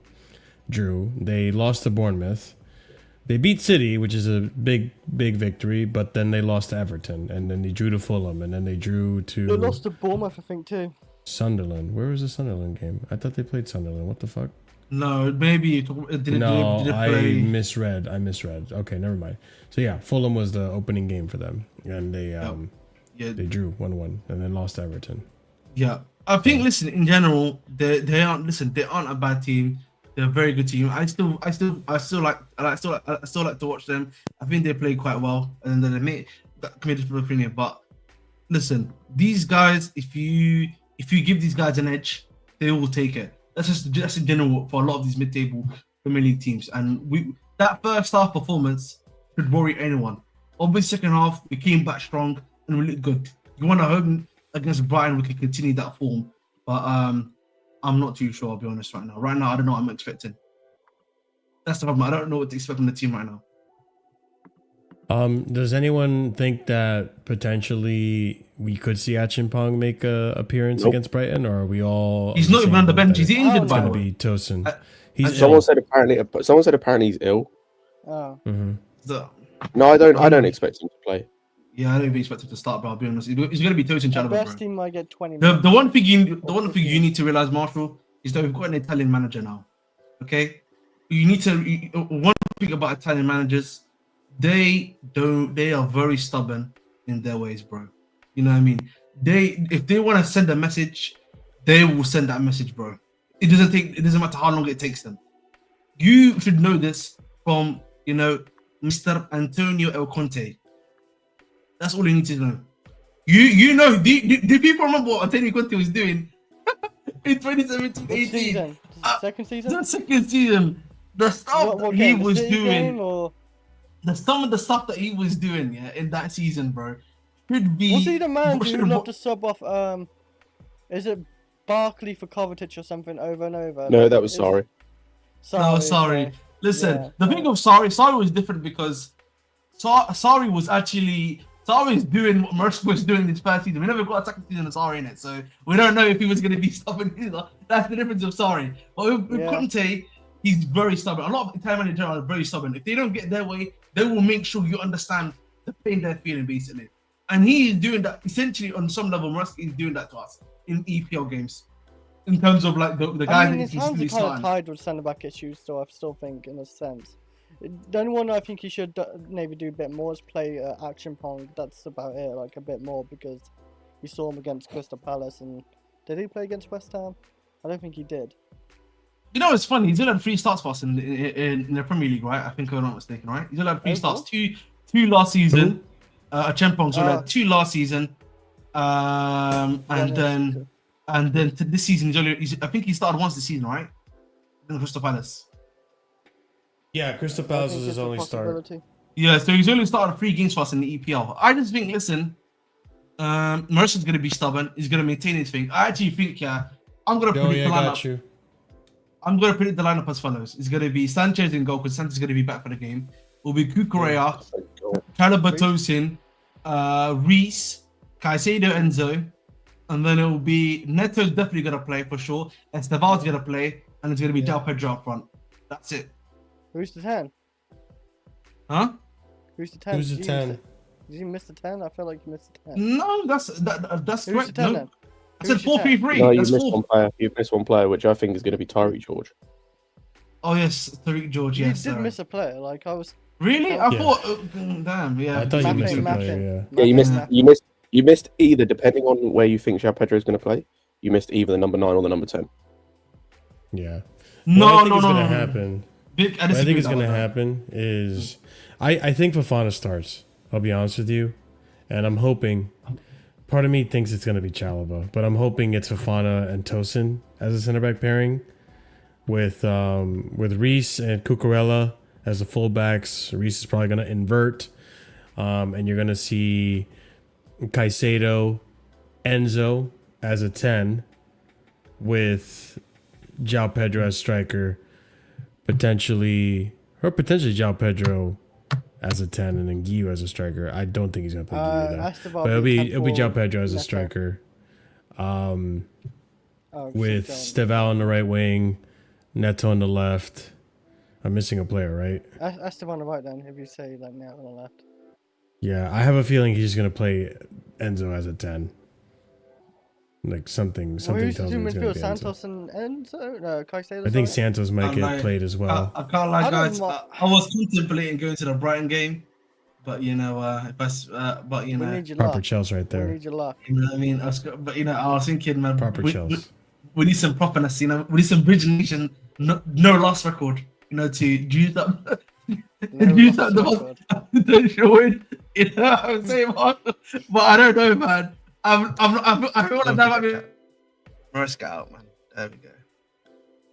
I like, man. I'm worried. Going.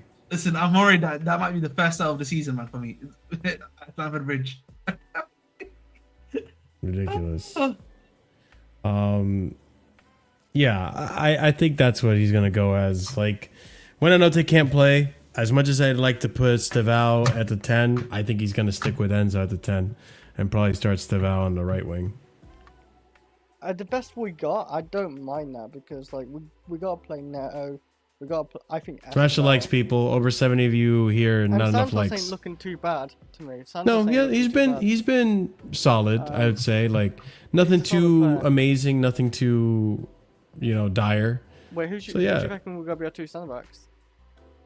I think it will be and should be Tosin and Fofana. Marshall, did he talk about Quaver by any chance today? Who? The goalkeeping coach or the set piece coach? Yeah, man. What's he getting paid for? Can I Oh just yeah, ask? that's actually something else I wanted to point out. By the way, What's he getting paid for? He getting Why aren't we defending was- throw-ins anymore? but it's not just him. By the way, I want to talk about do our defenders know how to head the ball? Because there was so many times when I was watching the highlights. No one. There was so No, many times I was Fofana. watching the highlights, bro. Like Fofana is like looking around like he's lost. Fofana actually doesn't know what to do at like set pieces anymore. Like he looks like he like has just had a The concussion. man's catching up, unfortunately. Bro, he's concussed. Like he doesn't. There was. I mean, saw to be like fair, 4 or 3 to be fair, Yeah, I think he was concussed. I today. think he actually did get concussed because of fucking. No, he Jurgensen. might have been concussed because Yeah. there was like 2, 3, like there was a bunch of throw-ins that was coming in, long throw-ins, and he's looking up at the sky, like just looking at the football, just not really like registering what's going on, like just watching the ball come at him, and it's like, no, you need to jump and head the ball out. Just stood there. I can't lie to you, man. I think You know Fofana what? was concussed. You know He what? went One through of the precaution ironies and about everything. Chalobah is, I've said this before. The irony of Chalobah is that he can't recognize the direction of where a ball is being headed defensively, but offensively, No, I'm talking about he can Fofana be- though, bro. I mean, but- Chalobah no, does no, as no, well, no, no. bro. I'm talking about Chalobah specifically, but offensively, for some reason, he can score headers. So it's like, I'm working, Jeff. You know, It's actually Chalobah too. He can't You know what I defend mean? headers, but he You can know- score a header. That's what I'm saying, Chris. Like Chalobah can do that. Like, what's going on? Because that United game, man, like he scored a header, but yeah, he couldn't defend that like Sesko header. I don't know. It's a big problem. The Chelsea thing is, can man, definitely if header, teams know, bro. Oh, this post now makes a lot more sense because Fofana posted this. I posted it earlier. My dude has a headache, bro. but- Oh yeah. He's saying thank you to Jurgensen. Yeah, Yeah. bro. Like he's concussed. He actually did get concussed. What the fuck? Oh my days, man. He still you saw the played. first couple of minutes. He looked a bit out of it, but that was like expected. Yeah, bro. He got his Like when he tried lights. passing it out, he just did the biggest. touch and Jesus, he just got lost it. clocked. I'm gonna see if I can find it so I can show Scott because they're not gonna just show that on the replay. So if he's Oh, no, concussed, no, he's you not. showed You it. do realize I if you're thought he concussed, showed you. No, Yeah, I showed you a then picture. yeah, Yeah, Marshall. If picture. he's concussed, you do realize he can't play Saturday, right? Because it's a 1 week protocol that they have for him if he's concussed. Yeah, but he kept playing though, so he passed the protocol. yeah, I Because get if you're that. But, concussed, they have to take you out. but We can't let you keep playing. If he's got a headache right now, and then they find out later he's concussed. Oh, maybe. I don't know what the protocol is for that. That could be a case. God damn it, I can't find it. But yeah, I agree. Like, I think for one, we need to start like figuring out throw-in defending, please, because we can't be getting had on throw-ins. Like against Brentford, sure, maybe unexpected. Now it's becoming a thing where like Lincoln City doing throw-ins and stuff, and other teams too. Like United, I think United had a throw-in or two during our game. Like it's becoming a thing now where people are tossing the ball into the box from throw-ins. Like we have to defend those better because they've not been good. Even today, like we were a little too close to call at some points with the throw-ins. As I said before, man. As I said before, Marshall. Yeah, teams have found there's two clear methods here to beat Chelsea.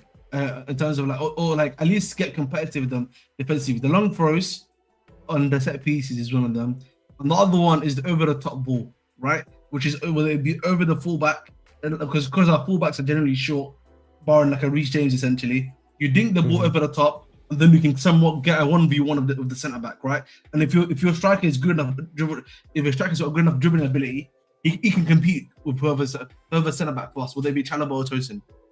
So that's the two main methods to beat them, bro. And then obviously you got Tweedledee and Tweedledum at times. You know what I mean? One can make an error every 1 in 4 games. The other one, all he can do is just parry. You don't even know how to hold the ball. He just parries the ball, man. I can't believe it, bro. That's it. Yeah, it's ridiculous, man. But yeah, Brighton is going to be an interesting game. We'll see how it goes. I mean, Chris, who do you think is likely to start that game, or how would you set up? And then we'll go to Prime, and then we'll call it a stream because there's not much else to add. Whole lineup or? Yeah, go for it, man. Oh, okay. It'd be Sanchez. I would say Reece because he got the rest, for sure.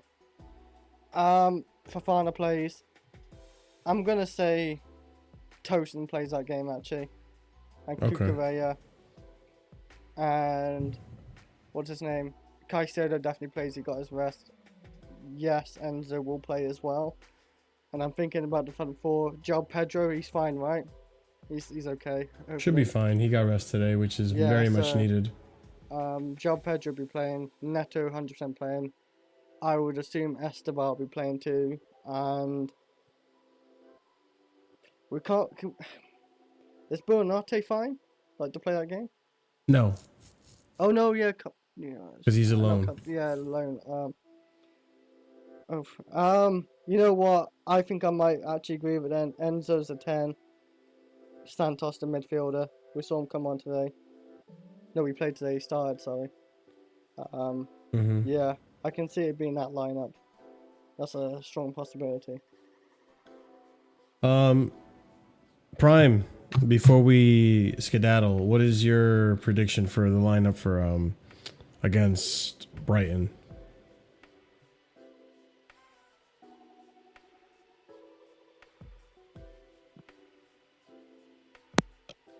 Nope. I don't know. I don't really have one. I didn't even watch this game. I'm thinking now. So. Yeah, you didn't miss much, so. You didn't miss much. Apparently, how would you set up against Brighton then? Apparently, Jorgensen wasn't good. I'm seeing Chalobah slander on my timeline, which I love. How would I set up against Brighton?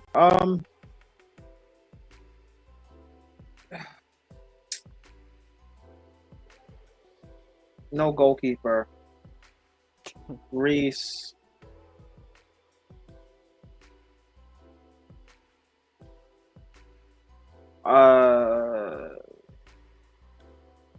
Who's our striker?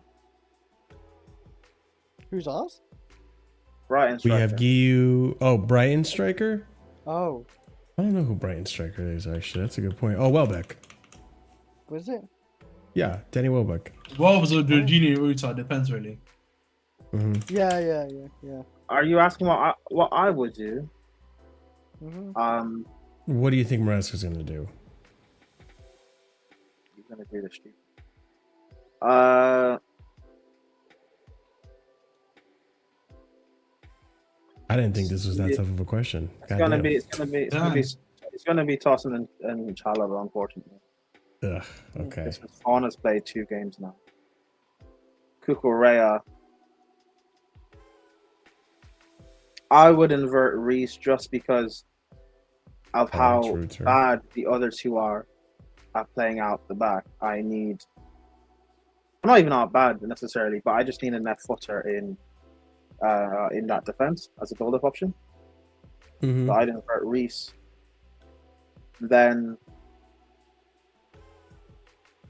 Santos and Caicedo. That's true. He does love playing against Chelsea. Esteval, João Pedro, Neto, and Mark Yu. Okay. So you think he might play Gyu? Oh no, I don't. He's not going to do that. I'm giving you what I would. I asked you what you think he's gonna do. Prime will show what he wants. But you're asking me a question that you know what he's going to do. No, I don't necessarily know what he's gonna do. 100%, I don't know, but yeah. Yes, you do. You know he's going to play. He's going to play Enzo. Yeah. He's going to play. I think he's gonna play Enzo as a 10. Yeah. Yes, and that's going to sting. Yeah, I mean that's what he's been doing a lot this season. He played him as a deep lane playmaker today, but And how did that go? Yeah. I'll be honest, man. He was creating a few good chances, I will say. But can we end that experiment, by the way? This Enzo 10 thing, I don't think it's gonna. I don't think he's setting us up for success. I'll be honest with you, mate. I mean, he got more GNA than your boy Conor Gallagher when he played that. Yeah, but he didn't. No, that's a lie. Because he didn't do that playing as a 10 solely. That's a lie, Marshall. Not all of Wow. them. Thank you, Marshall. He was playing as a box crashing game, which is what Gallagher's supposed to. Which is what Gallagher's supposed to do. So, and he's better than Gallagher, obviously, because Gallagher's a dog. Anyways, I just think Enzo's just not. I just think. Oh well, whatever you say. Clarence. Yeah. What you have so many failed nations. I can't pick which one to use to insult you with. Oh. Anyways, All right, cool. Theo Hernandez nation, Malagoso nation, Desassi It's okay. nation. We don't have to go over these nations. Both Both of you are clearly playing EAFC, and this has been like pulling teeth at the end of those streams. So I'm gonna just call it I'm here. playing EAFC. Your entire green background. And also, I'm not playing EAFC. Unless you're playing Field Hockey Simulator. I'm playing. Or Lacrosse 25. I'm watching AEW right now, so. Okay, cool. So since we're both since half of the panel's distracted right now, it's okay. I needed to end the stream anyways because this is a dead match. To be honest, I think we covered it enough in an hour anyways. But it's tough to be worried about. But I'm hoping this is just growing pains. I'm hoping it's stuff that maybe as the season goes on, the team gels a little more. That's what I'm really hoping for. That is the possibility. I'm not saying that's what's going to happen. But yeah, it's good that we won today. I wish we won more convincingly. I don't think we should have made it as much of a challenge as we saw in the first half. And hopefully these growing pains go away soon. I'm hoping that... And you're right, injuries do hurt us, but other teams are also injured, let's be honest. And, even an injured Man City did... Injuries, actually. Yeah, like I'm not going to use this as excuse. Like we literally went out and got depth for this reason, right? Because we have to play through injuries. Yeah, and so I think the depth that we got is relatively young. It needs time to mesh. It needs time to adapt to the system. And hopefully, these things start to, smoothen out sooner rather than later because we need to get results now. We can't be waiting until later in the season to start picking up. Like we're falling behind in terms of where I would like to be, me as a fan in the league. So hopefully, where would you like to be? What's up? One. As much as it's annoying to say, Maresca needs to stop changing the center back partner. He needs to I keep saying that. He needs to pick two and stick. I said this when Lampard was manager. Instead of chopping and changing everyone, just pick two and then just let them build something together.